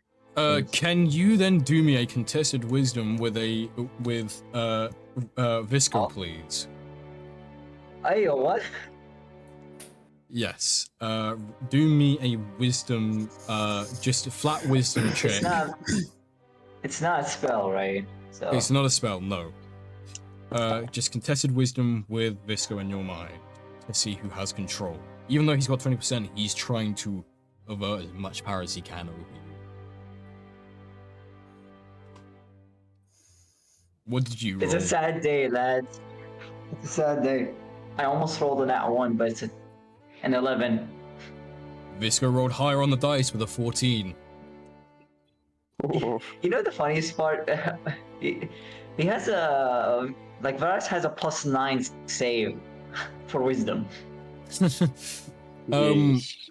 Question. Okay, question, Ryan. Do you want me to take over as Varus by voicing as Visco, or do you want to still have control, but I do Visco voice? I don't know if you know what I mean. Yeah, like I do the actions. Yes. So first thing, Visco, you suddenly see the slight change in Versus' eyes, and his vocal completely changes. What a just tired. This is sick of this. And speak English. Visco is going to use the scythe Sisto Moors to slash at the tendril completely. That's keeping him in. Damn. And when he does the strike, he's also going to do it with a green flame blade and target the other tendrils. by the way. So, roll to hit with that. Can one, I please. ready in action? Yeah, for ready in when action. My tendrils, when my tendril gets hit, if it releases, can I use? Can I scramble my way out? Either disengage or dash, whatever's gonna. Yeah, you can do it as a better prepared chance action. of- You can do that as a prepared action. Yeah. Were you gonna say So I something, can Josh? scramble out. Oh yeah, I was gonna say, Lazona has been looking for a way to make magic work again in this room, like the rest of the magic, not just the ones that are disabled, like the teleportation stuff. But she's been trying to see if there's anything stopping the magic from functioning. There's nothing that she is able to find. Rosie, just again a reminder again, that portrait that's in front of you is in a language you understand. I will specify it a little bit more for you. While this has been going on, you were able to read it. It's actually written in Thieves' Can't, and the words that you that's on there. And if you recall back to obviously the painting, the room with the other paintings before, the word that is on there is immortality. So, if you were to, you can gather that if you were to say that in Thieves' Can't, then it's more than likely going to have a very similar action to prior. Now, yes, Ryan, did you do me that roll to hit with Sisto Moore? Yeah, I did. What was that to hit? It's a 22. Perfect. So, as that hits, Scooter, Darsum, and Varus, aka currently Visco, you're all the tendrils burn in the green flames of Visco's unhappiness, as you all are able to quickly scramble away. I'll move you out for you, Bob. No, thank you. You can get a full movement out. Yeah, you get full movement out, so I can move you like your full movement away if you'd rather. I got you then. As this happens, you look back at the coffin and you see Fenrir. Do you want me to use the token again, or get something different? We're not going to use token just yet. I was trying to charge and attack him before he could fully form. Yes, you were actually. So do you want to quickly do that, and then we'll see his fully form. Yeah, but what I wanted to ask, because you said it wasn't, you're not doing it in turn-based, does that mean that my bonus action has still been used up by a rage? Technically, yes. It is it still costs a bonus action. It's not in combat. Yeah. It's a bonus action ability, after all. Yeah. I mean, like, because obviously Darsum's been using his bonus actions and his reactions as well, so. Yeah, which is because if I didn't, I could have used my new feat to get myself some fire damage, but well. Can I also use my boomerang hammer towards Fenrir? Yes, we'll just quickly do Kiri's thing. Yeah, so yeah, I just when I rage, I get half my movement. I got 40 feet, so I think I have enough. Yeah, I have enough together. Yeah, 40 plus 60. But again, it's free action anyway, so you can just do the full charge regardless. You don't have to worry about your actual movement. Oh. That's what he meant. Earlier. Yeah, that's what I was By the saying. way, how far away from Noxus is this becoming Fenrir 20 thing? Where your ruler currently is 20 foot. Okay, cool. Right. Q, what is it? So, can I use my gift of the chromatic dragon then to add on some fire damage? Yes, you can. Also, you said you were raging, right? Yes. Would you like to use your new wild surge table that we made for you? I would, yeah, actually. Because remember, your rage procs that. Uh-huh. So you roll 2 d12s instead of d8s because it's a better, I did say table. we did say d12 would be much better than d8. Josh helped write the things up. I came up with everything else practically. Gotta find them now. There's one. Yes. So, Rosie. Yep. Would you like Sky to say the phrase on the plaque of that painting in Thieves' Can't, so it can open up similar to how was in the other room with the paintings last session.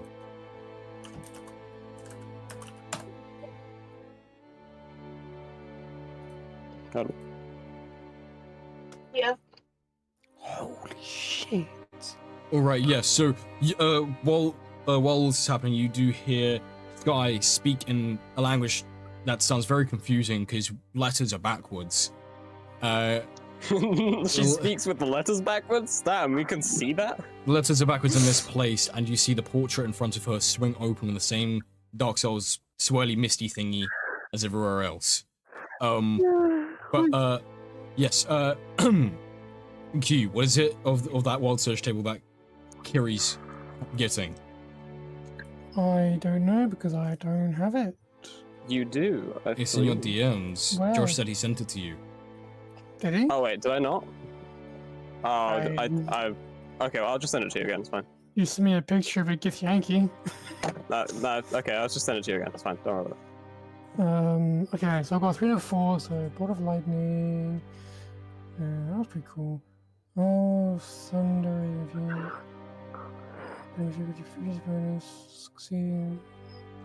Oh, okay, so yeah, I'll take the Thunder one, number 4. So I'm getting 1d6 Thunder, plus proficiency, plus the 1d4 Fire from Necromantic Dragon. Oh god, so that's a lot of damage. Okay. First of all, Let me just quickly check. the roll to hit is a 31. Whoa! I have plus 16 on the greatsword. No, what a 15. Yeah, that's fine. That's insane, okay. Yeah. So that's... I'll just give you the total damage. If there's any resistances, let me know. Oh yeah, so but also split the up thunder damage by damage. damage type. By the way, if you, I'm not sure if you read it properly. The thunder damage is equal to your proficiency bonus, so it's 66 instead of 1d6 plus your proficiency is 66. That's what it was intended by the description. Is the damage die is equal to your proficiency bonus? Yeah, the amount of damage dice you roll. Well, because you're using that, let's do a con save for Fenrir. He gets a disadvantage since he's still forming at this point. 66 Thunder, right? It's 66, 66 Thunder, because you've got proficiency of 6. Okay, so he does. Okay, so he does make the save. So he's not incapacitated, but he still takes the full damage. For those of you who are curious, about this new table that was designed because Barbarian World Search table is really shit with scaling. It's there in Hell's Awakening to look at. And 66 Thunder. This is a lot of fucking damage. Yeah, and you get to re-roll this every time you get hit, by the way. Remember that Yeah, I know. yeah. Like we made It's sure so this good. we made sure this scaled well with your level. Okay, so we have 11 slashing, 2 cold, 2 fire, and 13 thunder. You're bringing the sword down on him, aren't you? Yeah, just give me a... Oh, wait, I forgot, it's also plus 4 because of raging. Something like that. It does. Don't worry about that. So as you bring your sword down, the other arm that's not outstretched that grabs your spear, comes forward, and you embed your sword halfway into his forearm, as the muscle is clearly torn, as it then repairs, and he forces your greatsword out from being embedded into his arm. You're pushed back about 5 feet. A reminder: the portrait in front of Sky has been opened up. Okay. So I wanted to throw my hammer at him. Yes, you can do that now. Yeah, I already rolled that while everything else was happening. I rolled an 18 to hit, which then becomes 32 with the plus 14. 9 bludgeoning damage, 18 thunder damage, and 11 force. I would then like to use my bonus action to make the hammer return to me. Yep. And the target then needs to make a dex save of 17 to avoid being hit. Okay, he is now fully formed, so he's no longer at disadvantage here. He succeeds. Cool, so he avoids being hit. So the hammer will return to me, and I would like to make my way to the portrait that's opened. All right. Dawson, what's your AC? 18. You know that frostband spear that was thrown at the man? He throws it. Fenrir sits up in his coffin, and he ever so slightly just flicks his wrist.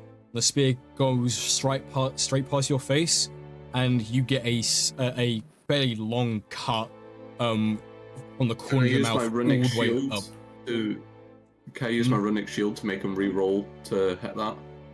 Yeah, but I mean, it's not gonna make a difference because he's gonna make it hit anyway.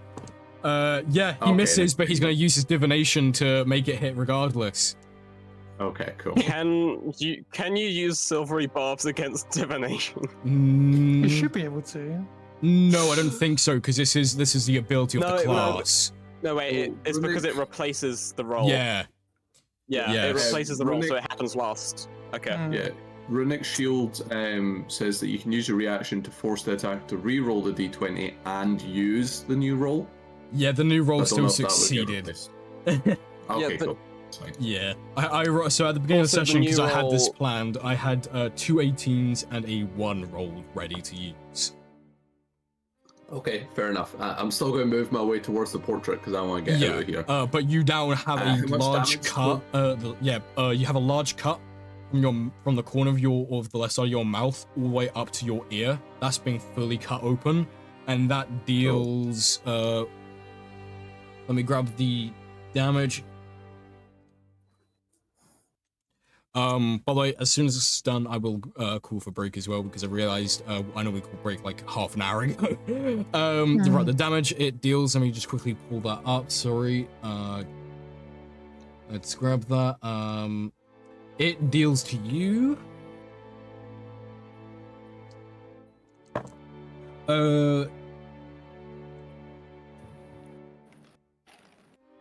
It deals to you 22 damage. As you get, again, as that large cut forms on cut forms on the side of your face. Ouch, I have taken over 100 points of damage. Officially. Fucking hell. No one cast heal here. You can't cast heal at the moment while you're in this room. No one can cast in this room. That's the thing. No one can cast. So I would very much like to leave now. Okay, so you, Vhagar, and I'm assuming your Sky is also fleeing, is going through his portrait as well, Rosie. All right. Yeah, you flee, and I will describe the next room to you in a moment.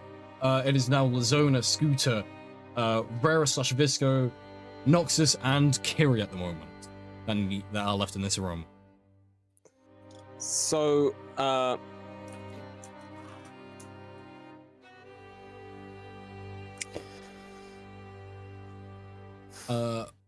Visco wills to leave, so save that. Whereas you regain control of your body and come to in this other room as Visco lets control return back to you. So yeah, just I'm gonna use my telekinesis because he threw my spear, right? So I'll use my telekinesis to get that back. It's embedded in the wall next to the portrait where you want to leave through. Well, so you don't have to use telekinesis to get. Oh, it's cool anyway. I'm gonna do it anyway because it's cool. I mean, it's really. I would say it's cooler to pick it up as you jump backwards into the portrait, but hey, that's me. I think just like I'm just gonna because it would just like spin onto my back as I'm going through. Like, all right, yeah. Fuck you, reality. Okay, yeah. If that's what you're doing, then yeah. What's Noxus? This guy's fully formed though, right? Oh yeah, no, he's fully formed now. And we haven't got our boy Fredo to one shot him again. Well, Vhagar's gone to this other room already. Exactly. Lazona, as soon as that painting opened up, would have gone through. All right, in that case, yeah. I will. And bring your token up to where the next room is. All right, so it's just. I guess I guess Noxus now doesn't have any reason to be in this room anymore because Kiri's gone. Yep. So she would also head that direction. She's not even going to bother like hitting him. She could, but there's like no point. And Kiri already left, I think. So Scooter is gonna be the last one to go through. Right before he pops in, he's gonna use a charge of the weapon Horrenda, and in the back of this room, right next to his coffin, he's gonna cast Earthquake with it. Okay. And, so 100 feet within this, bunch of fissures start opening up in the ground and shit if it can happen, and then his coffin's gonna take some damage over time. But right before he jumps through, he's like, honestly, I'm quite glad you're not dead, because I wanted to do myself, you fucker! And he jumps through the goddamn picture.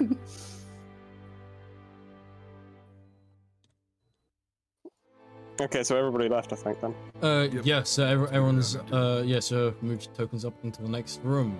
And that is where we're gonna call for break. Fucking hell. Sick. And we're back. We're back in session. A long session. Yes.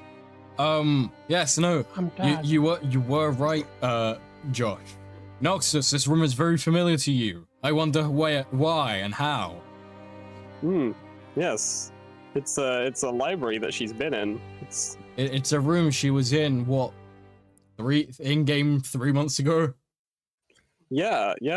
And it's also the room where she was lost free before she was freed again. Yes. However, while you're in this room, you feel and regain a sense for your magic. All of you who see arcane arts, you are able to touch back into it again. While you're in this room, your detect magic you went to use earlier does go off, and you can tell this is a completely safe space to be in. Okay, sick. Quickly, is the bookshelf that she was looking at before still here? Sorry, what's that? The bookshelf she was looking at, when things went bad, is it still here? Yes. Okay, so she's just gonna grab the 2 books that she picked up and just take them with her. No, the third book that was there that she didn't get a chance to read. Okay. Which was something that was useful. I can't remember exactly what it was because it's been a while. Either. I believe so. There was one about the history. There was one about the like ancient history, and then there was one. Talking about how the stuff worked a little bit, like not fully describing it, but like some like first principles stuff. Yeah, some basic principles. There was. We'll go into that in a minute. Unless I'm remembering that wrong, and there wasn't a third book. No, I'm pretty sure I remember saying there were 3.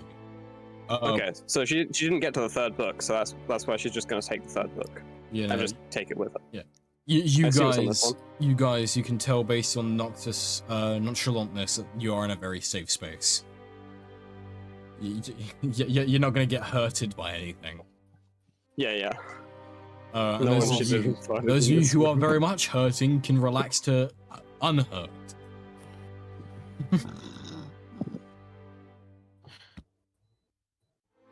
How do you guys run full rest? Is it just back up to full? Yeah, it's just you get when you do a long rest, you gain everything back that you spent. Short rest you reset, is the same. Do you reset maximum HP? You gain all your hit points back and everything. When you press long rest on D&D Beyond, whichever the default setting is on that's the way we use it. Because awesome. So yes. Reset maximum HP is the default, I believe.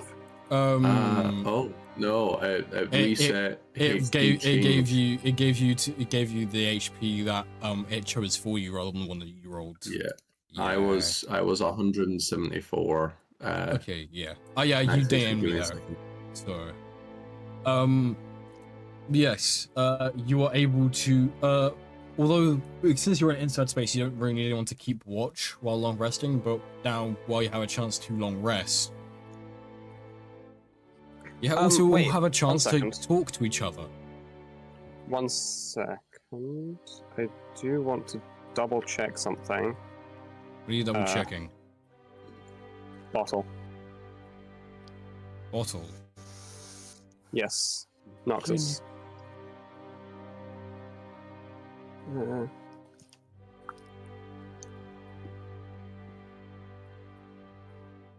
So where is it? Well, you're checking a bottle that's on Noxus. Genie bottle. What are you checking? There's a about? thing. There's a thing that you can do with it, but I can't remember. Where is it? There it is. Sanctuary.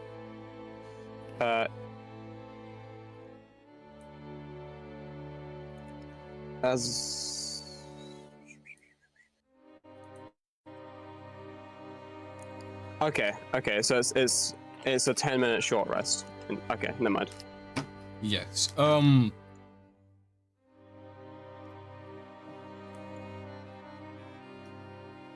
So awesome, cool. So yes, you've all got the chance to long rest now. Get any hit points you've lost back, any charges, any weapons back. While I'm other stuff. long resting, yes, I would like to apologize to Scooter directly. I'm like, I'm really sorry I whacked you with the hammer and the pool of blood. Don't worry about it.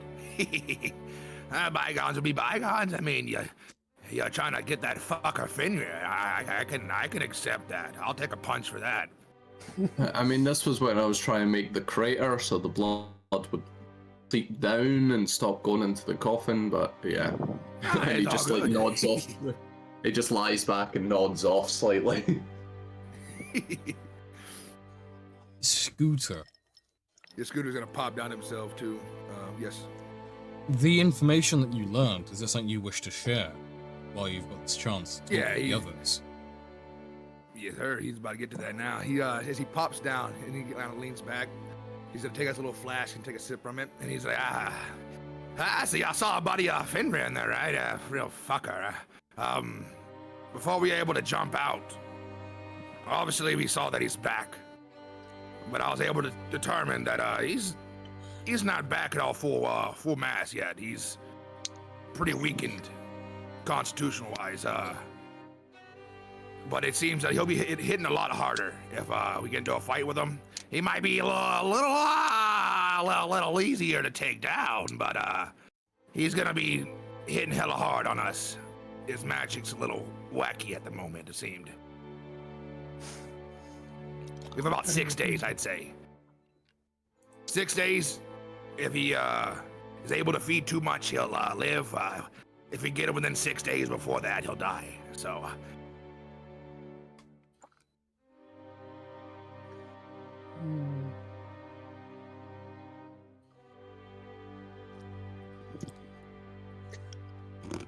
Noxus is gonna say, to be honest, I thought we'd seen the last of him, but... Yeah. The only good thing that comes from this is we get to kill him twice.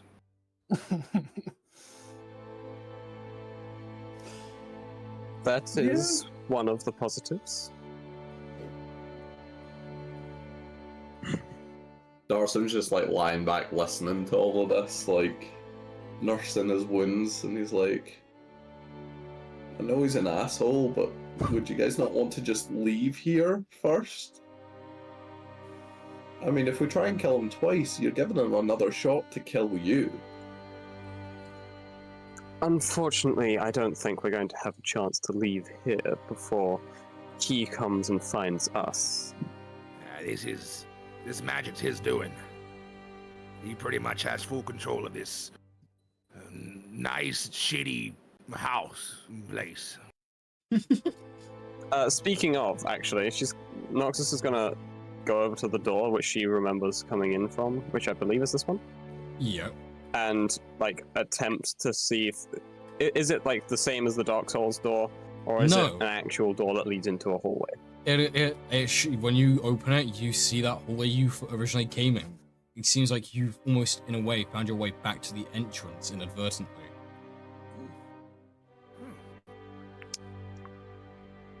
You know exactly where lean you my are. head back on the back of the. I lean my head on the back of the couch that I'm on, and I'm like, Noxus, what do you see? It seems we're back in familiar territory. Familiar how? I think we can leave this way. Unless they shift everything around again. Darsum's gonna like take out his pipe and then rummage around and look for his like matches. Yeah, he can't find them, so he just sits there with an unlit pipe. Guy like, if It's you like, throw the pipe I in gotcha. Oh, He'll look between everyone and be like, anyone got a light? it's like if you throw a pipe at me, I can like electrobute it, but No, you have a Scooter druid. produces flame. Yeah, you have a Yeah, Scooter druid. snaps his fingers and little fire, like little fire sparks up your pipe for you. Ah, there you go, man. You're my new favorite. I like you. It takes a long drag on this pipe. Scooter offers you his little flask he has on him too. He's like, I stay strapped too, so if you need, let me know.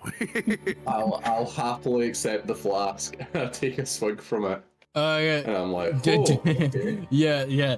The swig of that flask, it tastes like nothing you ever had before. If I remember correctly, Scooter actually has some of the alcohol from the Ross Kingdom in that flask. So does Lazona. Yes. How strong is it? Yeah, it's con save worthy. Do me a con save.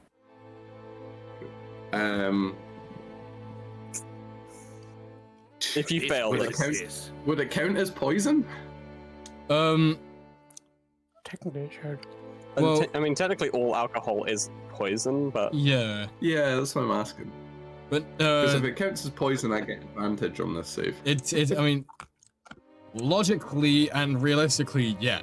In D&D, I don't think they really call it poison. They just call it special juice that makes me feel good when I'm feeling down. That's why clerics can still get drunk. Okay, got it. Well, that was a 25. Yeah, no, you do succeed. You don't gain exhaustion, luckily. Yeah, the last time this was drunk, people gained exhaustion. Yeah. So you just see Darsum take a swig of it. Go like, that's some good shit. It's got a very like ice cold aftertaste and almost cold burn in a way at the back of the throat. Refreshing. It's basically turned his pipe into a menthol pipe. Scooter's just been casually sipping on it since he's had it. I give it back to Scooter. And I'm like, yeah, he's been casually drinking it, so he's got a resistance to it at this rate. No, this wizard piss. Remind me when we get back to. If you come round Anthem, I'll give you some of my good stuff that I've got stored away. Some of my iron brew. It's a fiery whiskey. Ah, good. Locally called Iron Brew. No, but it's like spelled Iron Brew, like. It's got actual iron in it. It's got iron.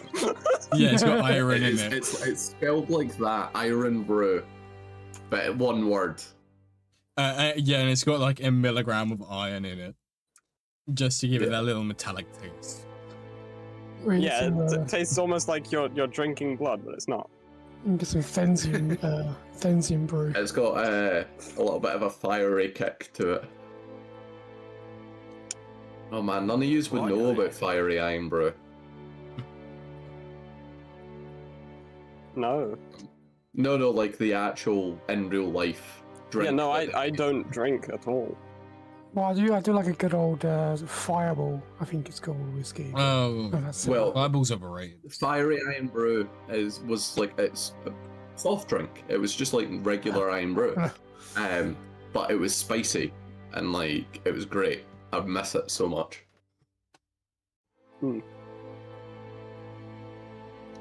Let's all have a moment of silence for Fiery Iron Brew. Okay. Some bagpipes in the background. Okay. You see Darsum, a tear rolls down his cheek.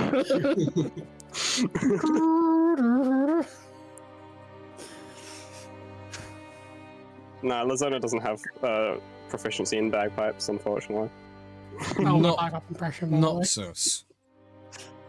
Mhm. While you're still stood up, Yes. something catches your eye in the corner of the room where well, rather in the very back of the room where that lone chair is, where the therapy chair is. Well, this one. Yeah, This one. yeah, the therapy chair. Okay. Yeah, something catches your eye over there. Do you want to take a look? Damn. Okay.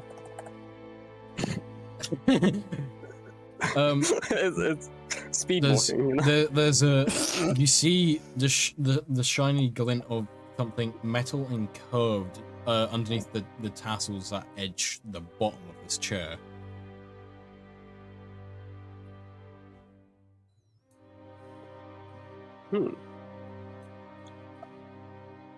So now, Noxus isn't an expert in this, but is this trapped? No, it's not a trap. I said this room is very safe. Okay. Your detect magic so she's already gonna, did she's that gonna for grab you. it.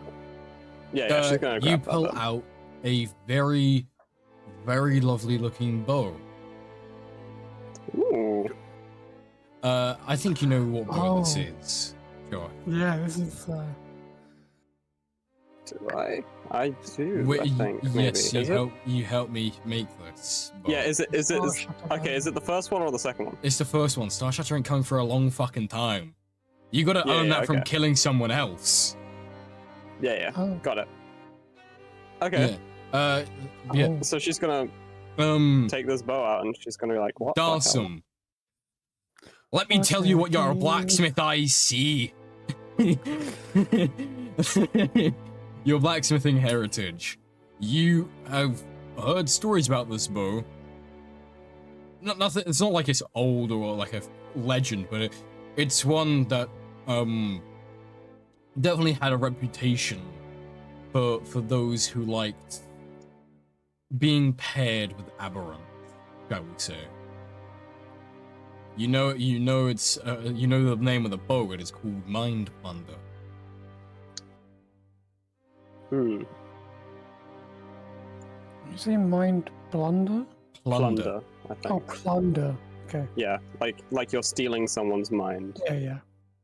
Yes. Gotcha.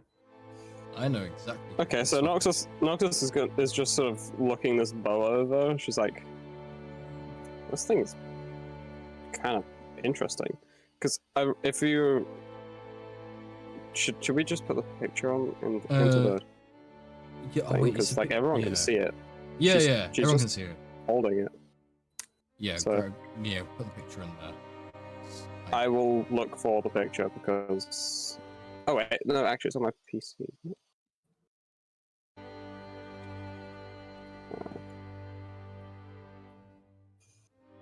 There it is.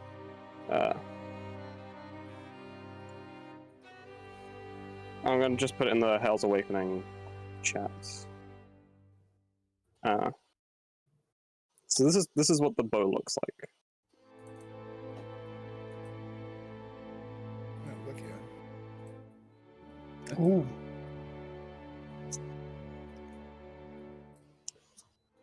Darsum doesn't recognize that or anything. You've heard of it. It was the Mind Plunder bow. It's not one of the 13 special boys, but No. The craftsmanship is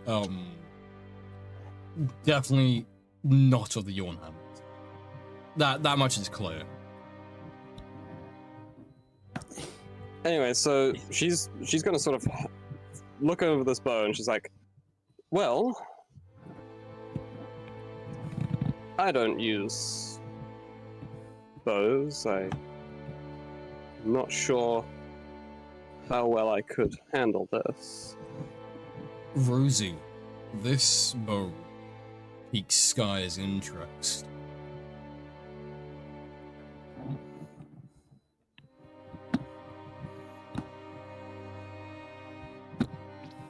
Yes, but you've been using a common short bow for a while, and this new bow looks very powerful.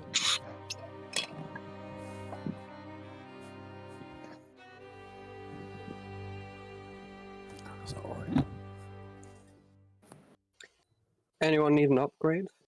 Then she takes it. I'll put it in your inventory for you. Save you the effort. Okay. If you want, you can look over the bow, or I can tell you what it can do now. But it is far better than that short bow that you had before. Far better. I mean, let's be honest, any other bow apart from a common short bow would be better than that bow. Yes. Anyway, once you put your hand on it, Sky, it's almost like it resonates with you. It doesn't necessarily speak to you, but it's like you get the feeling that you know this bow would is for you in a way. Although it's not one of the 13 weapons of Harenda, it's still, as a legendary bow, it's still something that you feel like speaks to you for you to use.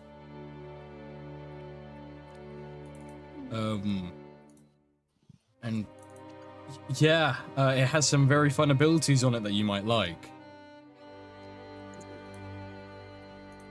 I will have a little look. Yes, it does some insane damage as well. Just imagine she's like, nah, I'm still gonna come and short bow things. That would be very funny. But Okay, also very that's like how many rarities That's upgrade? a choice. That's like a 5 rarity increase. That it would be one of the choices of all time.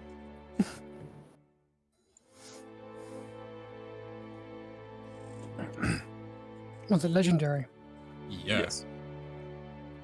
It is a very unique and very interesting bow.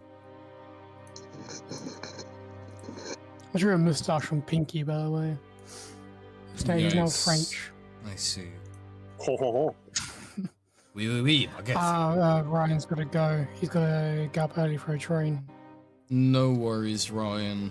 We will, we'll see you next week. Peace, bruh. See ya.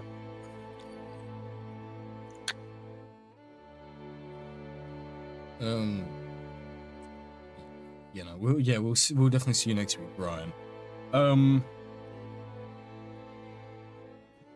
Is there anything else people would like to do during this short rest? Or short, I mean long rest. Are you gonna short or long? Long. I don't know why I said Long. short. My brain. Scooter will say, do we want to, if that's the way out, do we want to just leave and rest somewhere else, or do we want to stay here and risk old Fenrir fucking with the house? Well, that's what I was gonna say, actually. You reminded me, because I was going to put my 2 cents in and be like, well, because I mean, he might be weakened now in terms of, you know, constitution, but if he's going to hit a lot harder, my concern is that, as much as I want to kill him as well, my concern is that we very much risk getting killed or even more injured trying to fight him now, whereas if we leave, you know, they might come after us, but we're not fighting on their home turf anymore, at the very least. You know, if they come after us, you know, it's not on their rules anymore.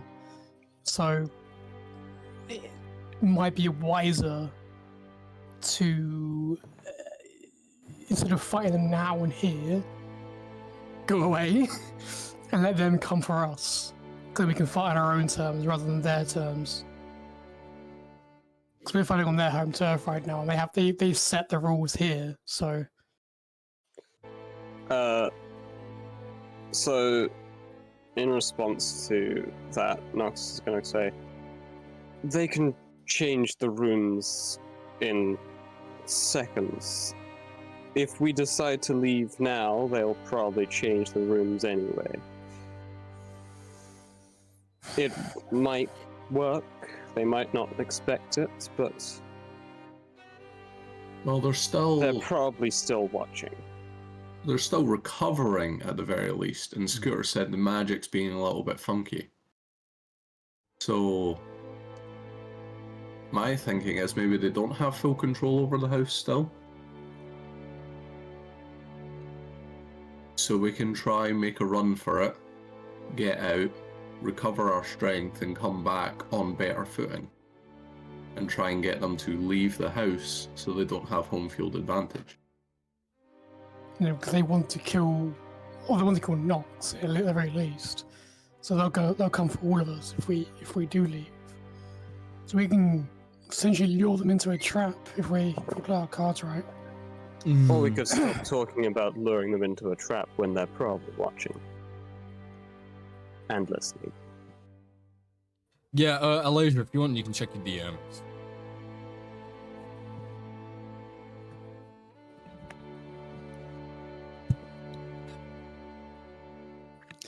The siege is the plan.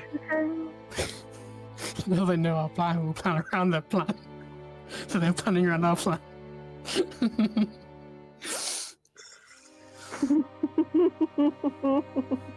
Sorry, I just saw the DM.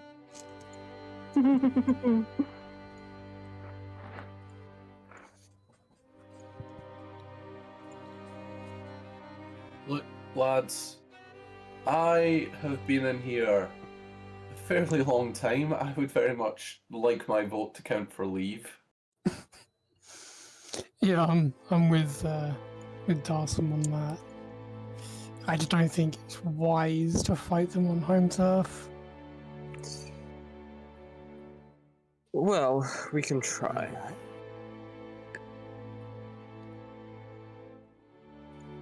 Alright. So is it not going to be a long rest then? Well, you've already done the long rest benefits, haven't you? So you have to long rest.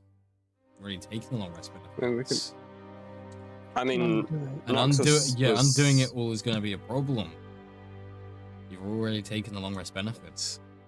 But anyway, that aside, you hear something speak, almost like over a loudspeaker of sort, or at least the fantasy variation of a loudspeaker. Bullhorn? And just... Darlings, did you forget I can hear you all? A little bit, yeah, actually. I'm not gonna lie.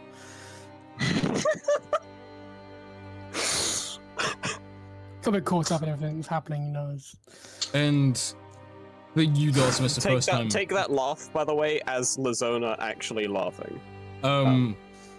But for you, Darson, it's the first time hearing Fenrir's voice. For everyone else, I've heard it before. Just because you believe we aren't necessarily in front of you doesn't mean I can't keep you from leaving. Shut up, one-hit wonder. Can I just say out loud, like, look, I wasn't the one to fight you or anything, but it seems to me that you lost to these guys badly already. Would you not want to kick them out so that, like, you can recuperate as well? Or do you really want to go for round 2 and risk getting humiliated again? Roll intimidation. I have advantage on intimidation. Oh, Darson is such a character. Nat 20! Let's go! So that's 27 in total.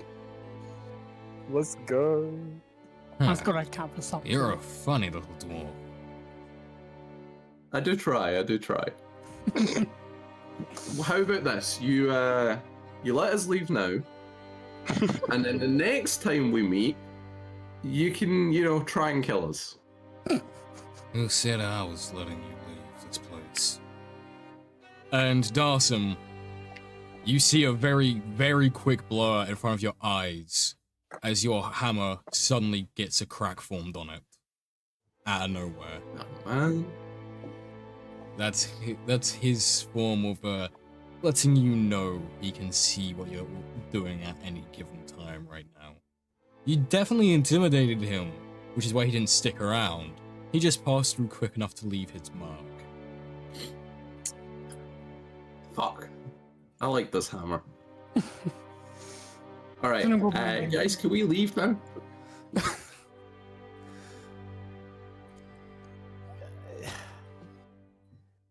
Guys, this should not be a deliberation. We should just be going. Yeah. Arson's looking around and I'm like, why are you wanting to stay? Who said you could leave? It seems like the implication is that we're not going anywhere, whether we like it or not. You came into this home. The only way you're leaving is if you manage to even kill me again.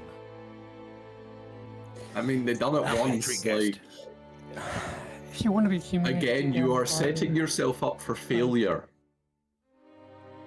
I should have killed twice. The chance, the dwarf. I mean... when Noxus is looking into this area, is it still the staircases in this area? Yeah. Okay.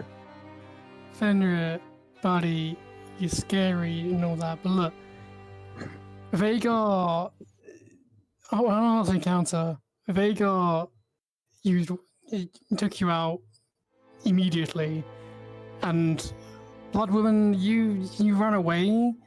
First chance you got. Do you really want to go through that again? Do you really think it's gonna work? Kiri, how much health have you got? No. 219. That's Kiri. I'm getting tired like shit as Kiri at the moment. Alright.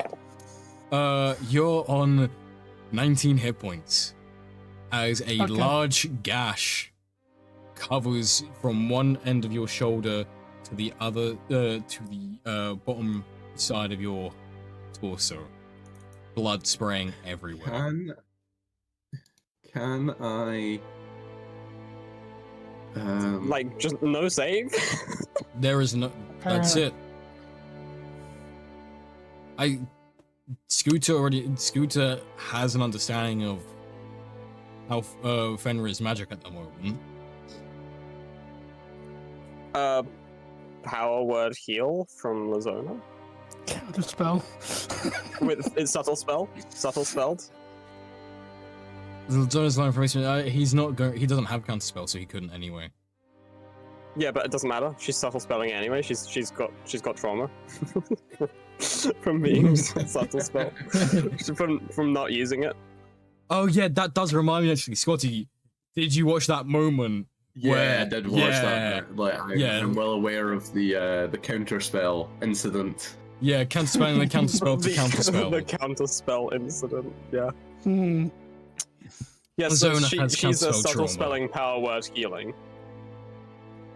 Your wound is still there. It's just closed up a little bit now. How much? You get all of your health back. That's sick. Yeah, power word heal. It's basically like you take a long rest. Yeah, power word heal as just a spell. power word heal just insta heals you completely. That's how mount level slot. But Fenrir was making it very much clear that being insulting in any way isn't going to get you very far. I mean, I'm fine with killing him He's throwing a again. tantrum. That's what this is, guys. Throwing a tantrum. Look, Fenrir, buddy. Let us leave. I love how everybody's going, buddy, look. And let us leave, and you know what? We won't come back. As I said, Bro literally got dusted. you're not able to leave. Not unless I will it upon the house to let you leave. which is why I'm saying, will it, to let us leave, and we won't come back. I don't think you understand what I'm saying. Probably not. I'm not a very smart man. I'm saying... I've got big muscles, that's about all I've got to offer. I'm saying you're not allowed to leave until I decide you're allowed to. We can just dust him again as... I mean, like, that's some 50 Shades of Grey, like, not really listening to consent right there.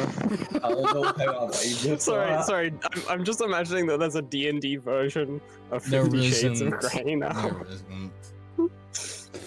They use the whole person spell. Okay.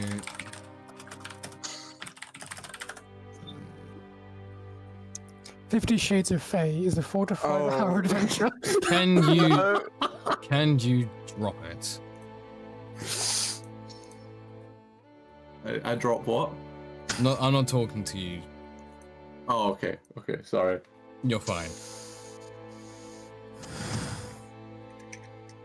Like, Fenrir, if you're lonely, buddy, just say, I'll come round and have tea with you, but, you know, I kind of like to go home. I really don't My want to beard's kill. I getting out. really don't want to kill your character in your first session here. I am telling you, you're pushing Fenrir to the point of him just killing you outright, and I don't want to do that. Darsum looks at the others and, like, just shakes his head, like, I'm all out of ideas. Oh, we took him once, we'll just do it again. I say we just rest Saying and those things out loud. walk to the door. Well, Sorry, I'm picking my spells. everyone's walking through. Decided to just go and leave. Try and leave. I mean, I guess. you can't. You can Wait, try. is but this door now closed? Oh no, you can try and leave in any way you want, but you just cannot leave. Yeah. I mean, I kind of assumed. That's why Noxus assumed too. But Is there another door up this side? No. Or is that like a fireplace? That's just that's the therapy space, as I kept on saying earlier. You know, just because you might be a little bit strong doesn't mean you can always get your way. I was just asking nicely. let's stop antagonizing the only person who has the ability to let us out if they so choose. That's what Noxus is saying, because... Maybe we shouldn't have burnt those books earlier. That's probably not curried us any favor. Fenrir cares little for books. Lazona's gonna say, I was bored, okay? Straight That's tiefling her energy there, Lazona. Hey! Lazona is not the tiefling. I mean... You know, Lazona's not a tiefling. Since you think Oh, yeah. you're so strong, you can have your little rest. And if you really think you can beat me or Torstein, by all means, I'll let you have your hand at us. And the voice disappears. Out of character, I want to specify. Out of character. Like, I get it, but like, just from like my perspective right now, Fenrir literally got one-shot blasted and that bitch ran away. So this is quite funny, to be honest. I reckon real cocky. It's quite funny. Yeah. Acting cocky or antagonizing won't get you very far. Some people it will, but you also got to remember the kind of people you're dealing with here. Especially since one of them is some form of nobility, they have their own. They have a pride to uphold. Are there any boxes in this room, by the way? This is not Baldur's Gate 3. Stop. Can you see the room? On Owlbear? Because if you can, you... Yes. Anyway, so the long rest has been had or is in process? When the voice disappeared, he basically sped up your long rest to make it happen. That's nice. So instead of you having to sleep, he's forced that 8 hours of rest to happen rapidly instead. Huh. Time is a little freaky here. Darcy's just going to come back over here and continue smoking on his pipe. You have 10 minutes to prepare yourself for a fight that you won't win. Said that last time. He did not say that Can I last do time. perception checks to... I was going to say, can I do a perception check to see if I hear that? No, he specified that was out of character, but he didn't even say that last time before, at all. No, it was along those lines. It was anyway. So, you will have 10 minutes to prepare. Is there any other things in this room that, any other books in this room that catch Noxus's eye? Because nope. No. Okay. However, if you looked into that book that showed you the practices of blood magic, because you did say you picked that up, you would notice the book is actually split into 2 separate parts. One is blood magic and how to operate it. The other one is to do with a deeper dive on a practice you want to learn through training. Way of the poison blood. She just. Yes. So she just flicked through the book to see what the basic general idea is. She's not going to read the whole thing right now because that sounds like a bad idea.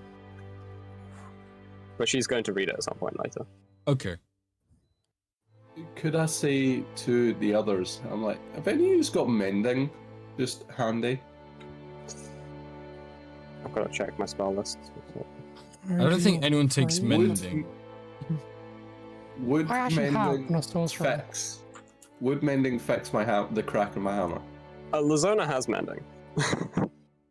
Lazona's gonna attempt to use mending on the hammer, I guess. The crack disappears. It was just simply I'll look at Lazona. that crack was simply there as an effect of his displeasure with you. I'll look to Lazona and I'm like, thank you. She's gonna do the full stage bow and say, "My pleasure," with a hand out behind her. You know. He'll kind of cock up one of his eyebrows and he'll go, "I can see why the other guys in the barracks loved you." Wow. Fucking wow. I just realized something. We spoke about this. Yeah, It's okay. I know. It's canon. While this is going on, Vega is flashing up a chair to build his charges on his Sword of Enmity. That's a thing you can do? Sorry, what? It's not, it just says you have to land a hit to build charges. It never specifies that it has to be a person. I just realized, I could technically, if I get 2 very lucky rolls, I could, in theory, turn either Fenrir or Torchlight into a potted plant, because one of my wild surges now is to roll on the Sorcerer Wild table, and one of the effects is to you turn into a potted plant, but I can target it at somewhere in 20 feet. So I could turn one of them into a potted plant. It should be fucking hilarious if that happens. That is such a low chance of happening. But if it did, though. If it did, that would be very funny. But also, because saying how I could dual wield great swords, so I was wondering if I could dual wield my spear and Frostbrand greatsword then. It would work the because I same. got a +120 from dual wielder, I believe. Yeah, So, no, that's that's fine. Sick. Darsum. Yes. You, as you're seeing Vagar slashing up this. Oh shit! I accidentally moved the image. Shit.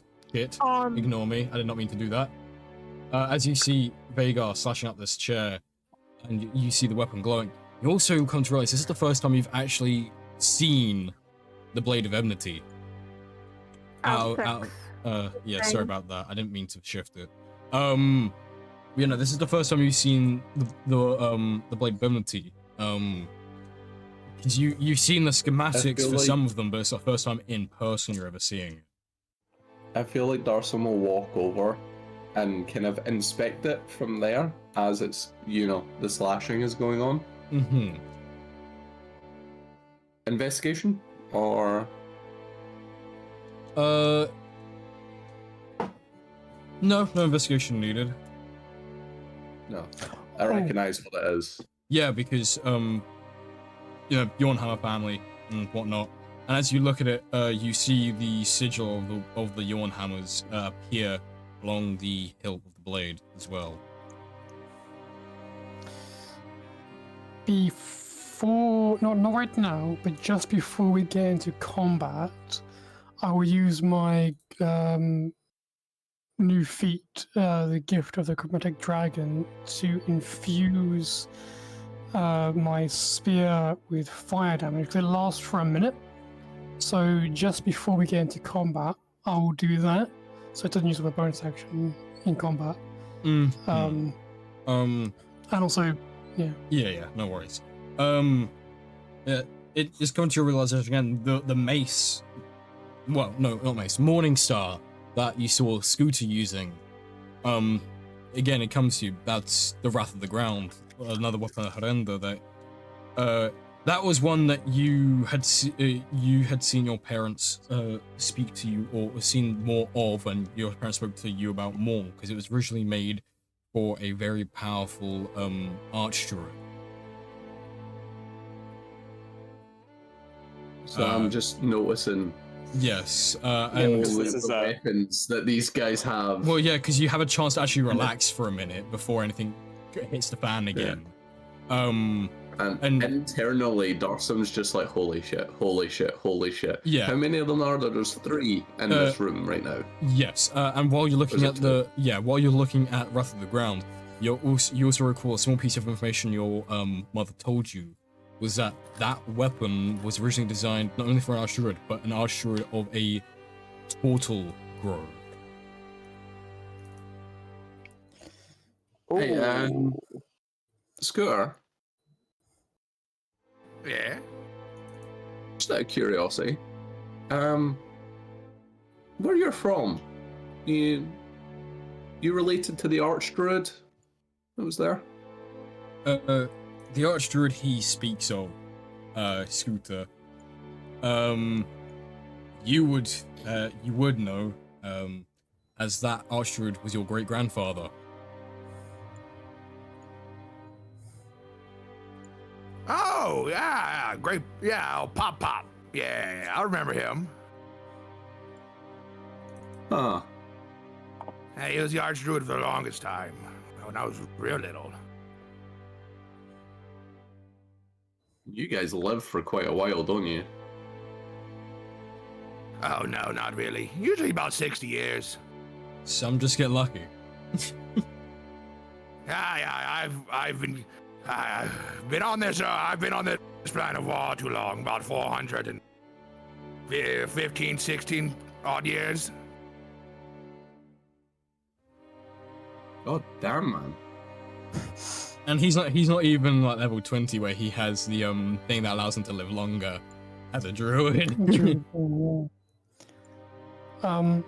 So I'm just looking around me, seeing all of these weapons that I grew up looking at the schematics of, that I've been told stories of. Yes. And it does come to that Wrath of the Ground was more specifically made for that bloodline. So in a way, it's almost like poetic that it's in Scooter's hands.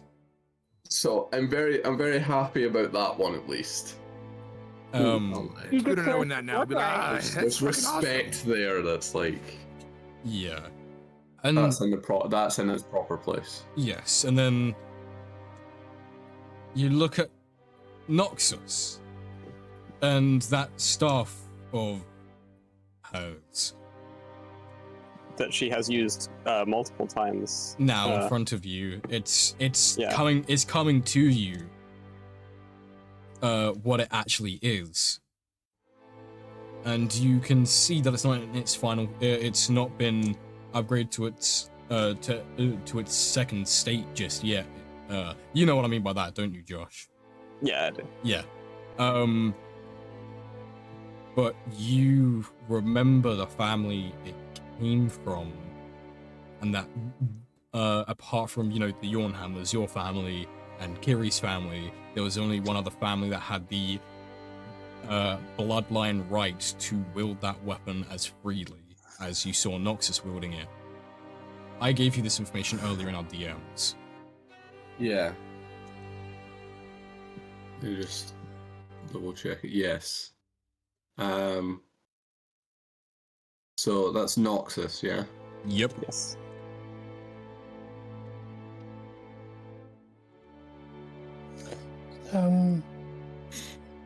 Real I quick. kind of look at Noxus and I'm like,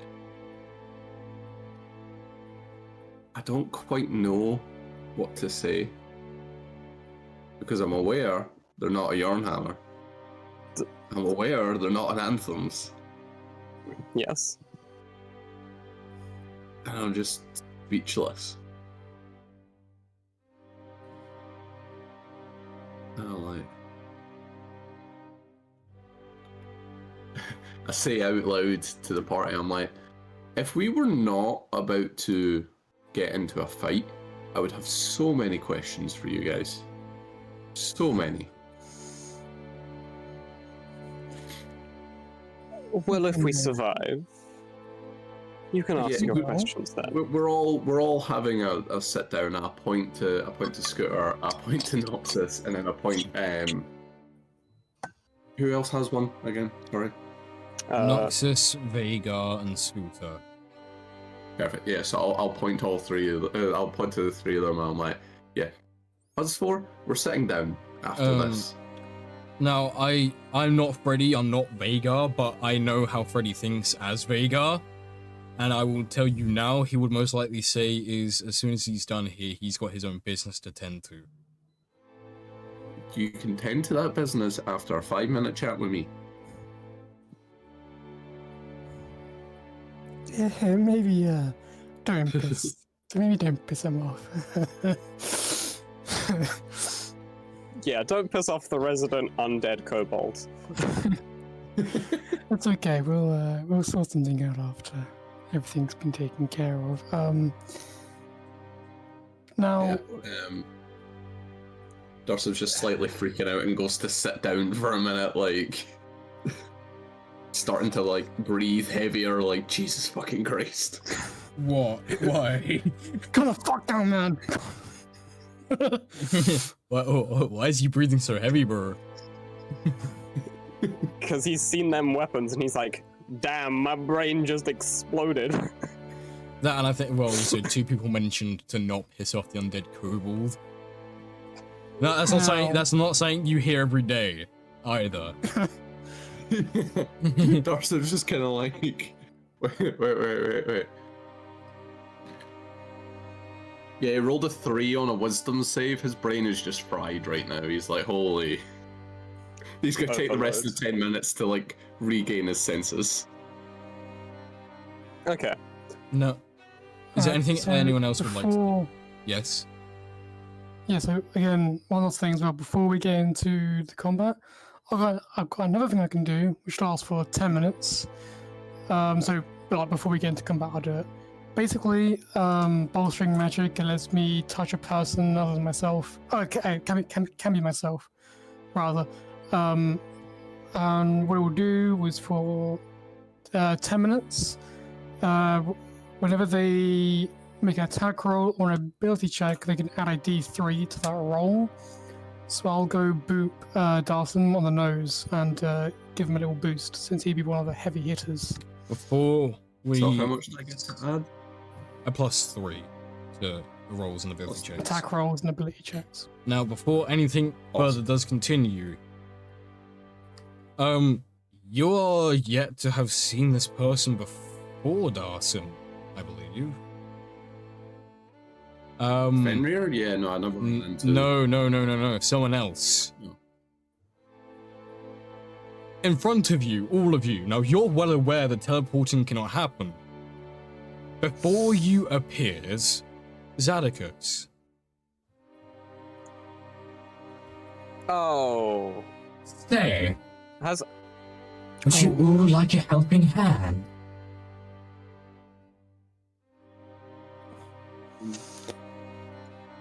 God.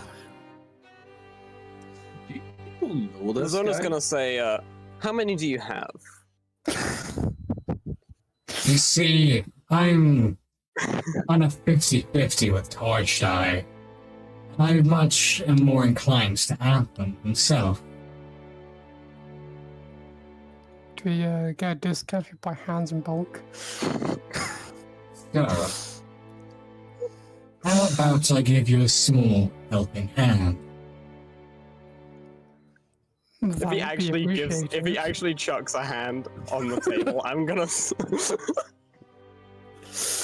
Well, answer the question. I did. That would be appreciated. Firstly, yes, there's a hand, but not any hand. It is Fenrir's hand. Oh. He just went and cut off this guy's hand. No, Fenrir's got a hand missing. Well, he had. Yeah, no, he's recovered that missing hand. That Scooter fucked up. Yeah. Excuse me, I want that. You're hungry. I'm gonna taunt him with it. Hey bro, high five. Right in front of his face. All of you. Put it on the end of a stick and hit him with it. Genuine question for all of you. How inclined would you be to take a magical boost of sorts from Zadokos? Like, would you be against it, or would you accept anything he'd give, any boon he would give you? This is one of those. That's one of those monkey paw situations. No, it's genuinely not. He's genuinely offering a helping hand, but if you want to incite him, you can. You're more than welcome to. Noxus is definitely going to incite him, and so is Lazona, because both of them are suspicious of anything like this. Okay, yeah, no, that's fine. I'm gonna roll. Scooter also did, so a 19 on Scooter's insight. Yep. So I've got a black and a red dice. The red dice is going to be for Noxus. Okay. And my black dice is going to be for Lazona. Kiri's already basically sold okay. and Rost, so. So Noxus gets a nat 20 for a where's my insight? For a 20. All right. In that case, Lazona. Yeah, no. Lazona gets a 10 for a 16. Yeah, no. You, those of you who insight, as I said, you know he's being honest with you. He's not doing any underhanded tricks. First up, you, young Anthem, come forward. Okay. Lay it on me, motherfucker. He will, beneath you, you see this, pure, it's pure white. You know this is purity magic. This pure arcane circle suddenly just appear beneath you, envelop you. And now, a hidden talent of yours will be available when you need most. Basically, he's saying that you're able to automatically roll a 12 on your new search table. Oh, wait, what does that do? I haven't looked at that one yet. It's pretty good. Oh, I see. How many times? That's it. It's just, You will be able to do this. Let's say for a whole 3 days. I see. That's kind of insane. An interesting improvement. you wanted a helping hand. I'm here to give it. As I said, I'm more inclined to Lord Coraline myself. And I know he's after that scimitar of hers.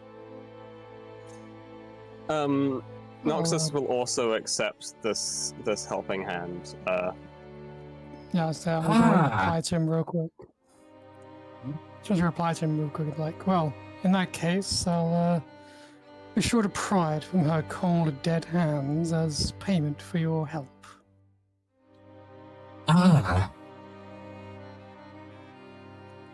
Noxus.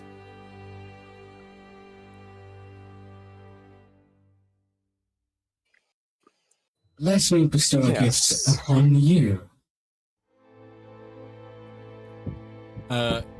Same arcane sigil, and this time you get this strong feeling in your quarterstaff. I have imbued your staff. You deal some purity magic. It should last you however long this interesting combat you're heading into is going to last. Once you are done, this boon shall be removed. Oh, and that hidden ability of yours that you want to release as and when?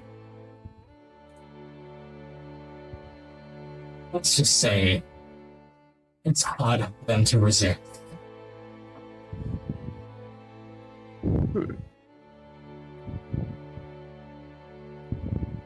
Who next? I got boons for all of you. Lazona puts her hand up. Step forward. Hand up as well. Step forward, Kasha.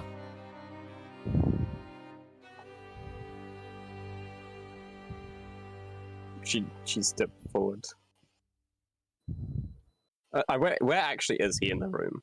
Like, is he over here?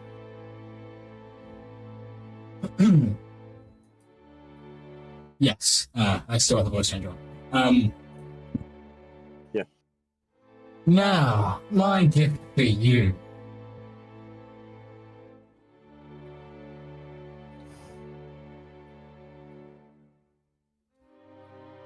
That ability of yours to make your words affect someone's willpower. Why not amplify it?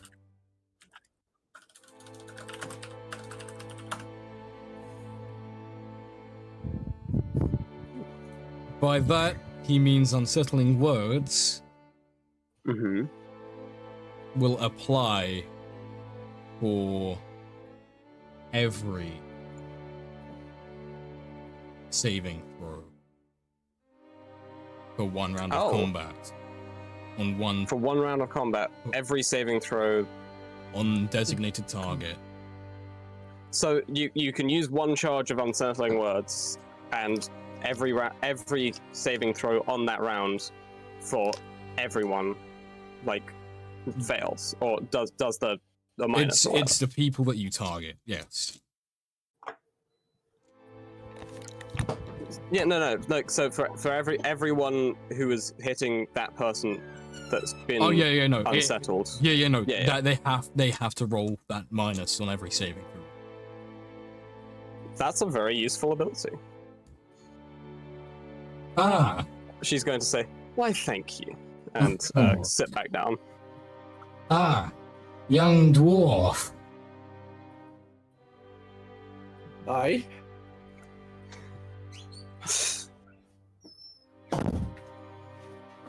Darson will get up and walk over to him. Where did you say he was over here? Yeah, roughly. It's about here. You're pretty unique. Thank you. He'll wink at him. This guy is basically like eldritch horror with like a bunch of wings and eyes. It's kind of like biblically accurate angel, but with like a suit on. I know what to gift you for this encounter.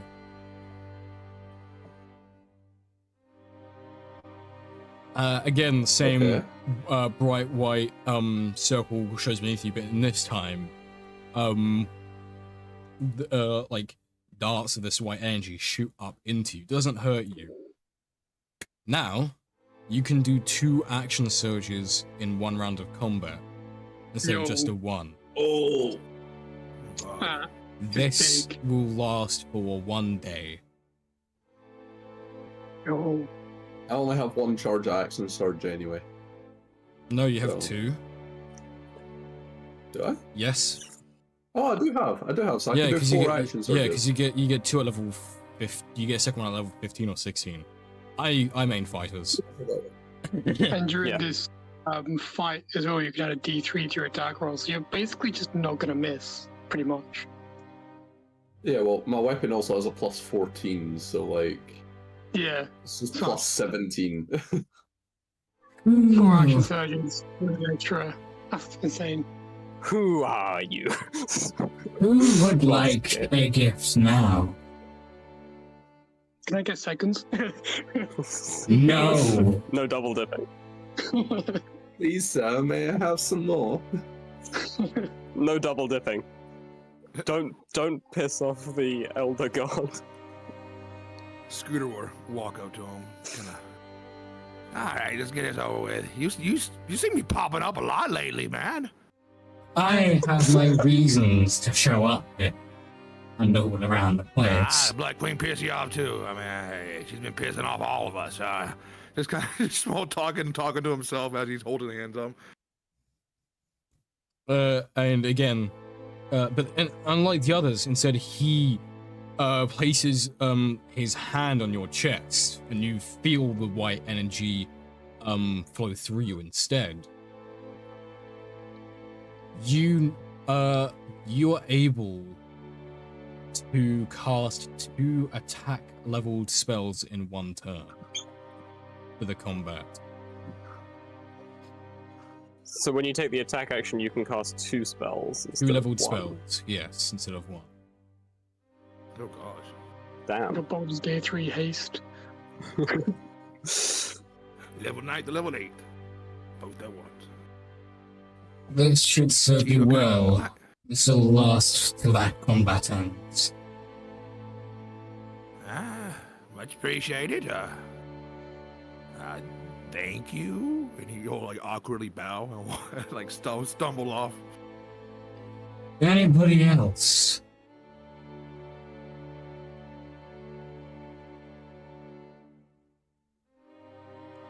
Does Sky want to take one of these boons?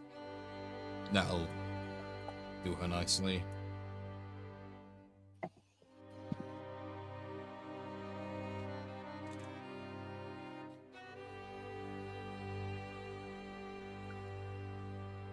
Rosie?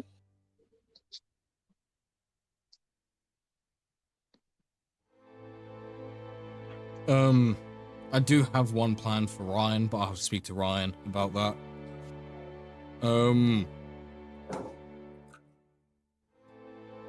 So, Okay. as this all slowly comes to an end, I'll be watching over you. These boons are gifted because I cannot bear to watch you much longer. You all had the strength to kill her the first time, yet you let her escape.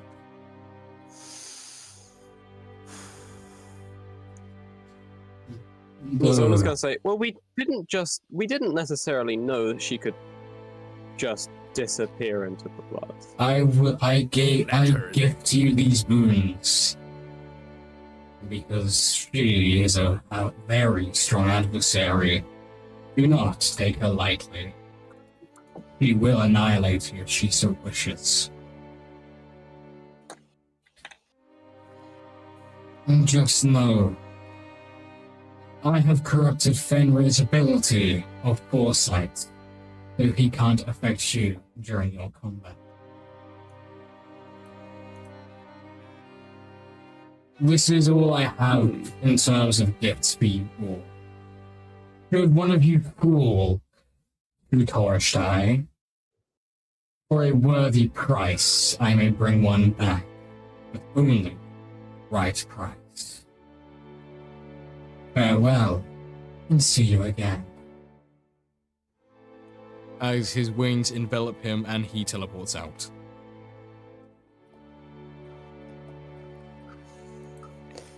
Can I just pause real quick? I just had another look at that wild search table. Yeah. Number 11, right? So I can roll twice and choose a number. That one is basically useless because I can just pick the number. If you roll 11 twice. I can just choose a number. If I roll the same number twice, I can just choose one. Oh. That's how the class works. Right, But you could make it so if I roll 11, it's just automatic. You could have it like that if you want to keep that. Because that is... Yeah, no, the idea is if you rolled 11 twice, it would happen. Yes. I forgot that you could, if you roll the same number twice, you do just get to choose whichever one you want. I forgot about that. Yeah, I mean... Yes, no. So for 11 specifically, that's the only one that doesn't count for that thing then.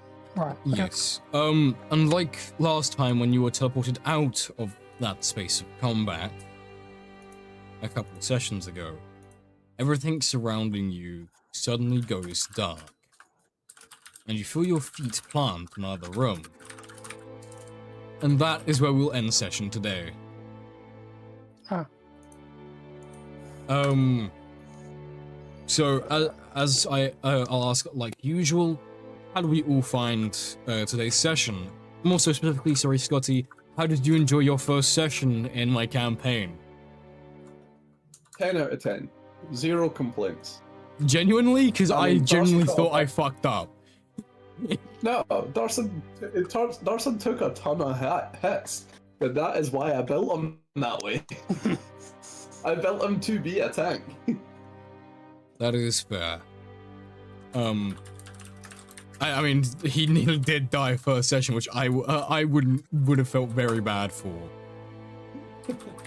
The joy in D&D switching characters. But yes, no. These gifted boons. This is very clear and very obvious. It is his way of saying, end the fight now rather than letting it last longer than necessary. And yeah, but yes, I appreciate your feedback, Scotty, and obviously, hopefully gonna see you again next week. How did everyone else enjoy today's session? They should be able to. It was very good. I am very hot. My entire room feels like a furnace. Same. That is pretty valid. So I can't think of any other words other than good. So yeah. No worries. Also, I would like to mention that his warning about Torstein being able to very easily kill one of you if she so wishes, he does mean that literally. So there is a very good chance a character could die next session. Obviously, as I said, as him, he would be more than happy to bring that person back for a price. I would like to double check real quick what the guy gave to me. Is it automatically I can just get a 12? Is it for 3 days? Yes, for 3 days you can choose to get a 12 automatically. Right. Okay, can I do that after I roll, so I can see what I roll and then do that, or do I have to do it before I? I mean, it's I think literally you can just either choose to roll. You can either choose to roll, or you can choose to do the 12. Yes. I think that's how Bradley meant it. Yes. One or the other, basically. Yeah. Right. Okay. Now. Just for my notes, so I won't forget. Usual stream standards. Instead of doing straight up end screen, we're going to raid someone. We're going to raid my friend Steve over at Forge of Law. So let's grab that raid message.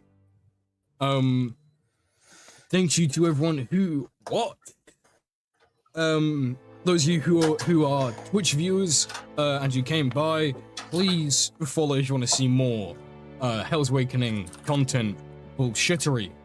Those of you watching on YouTube, please subscribe, hit the like button, and comment down below what you liked most about this session. Now, without any further ado... Hey, you're becoming a professional. Now, without any further ado, let's go raid Forge of Law.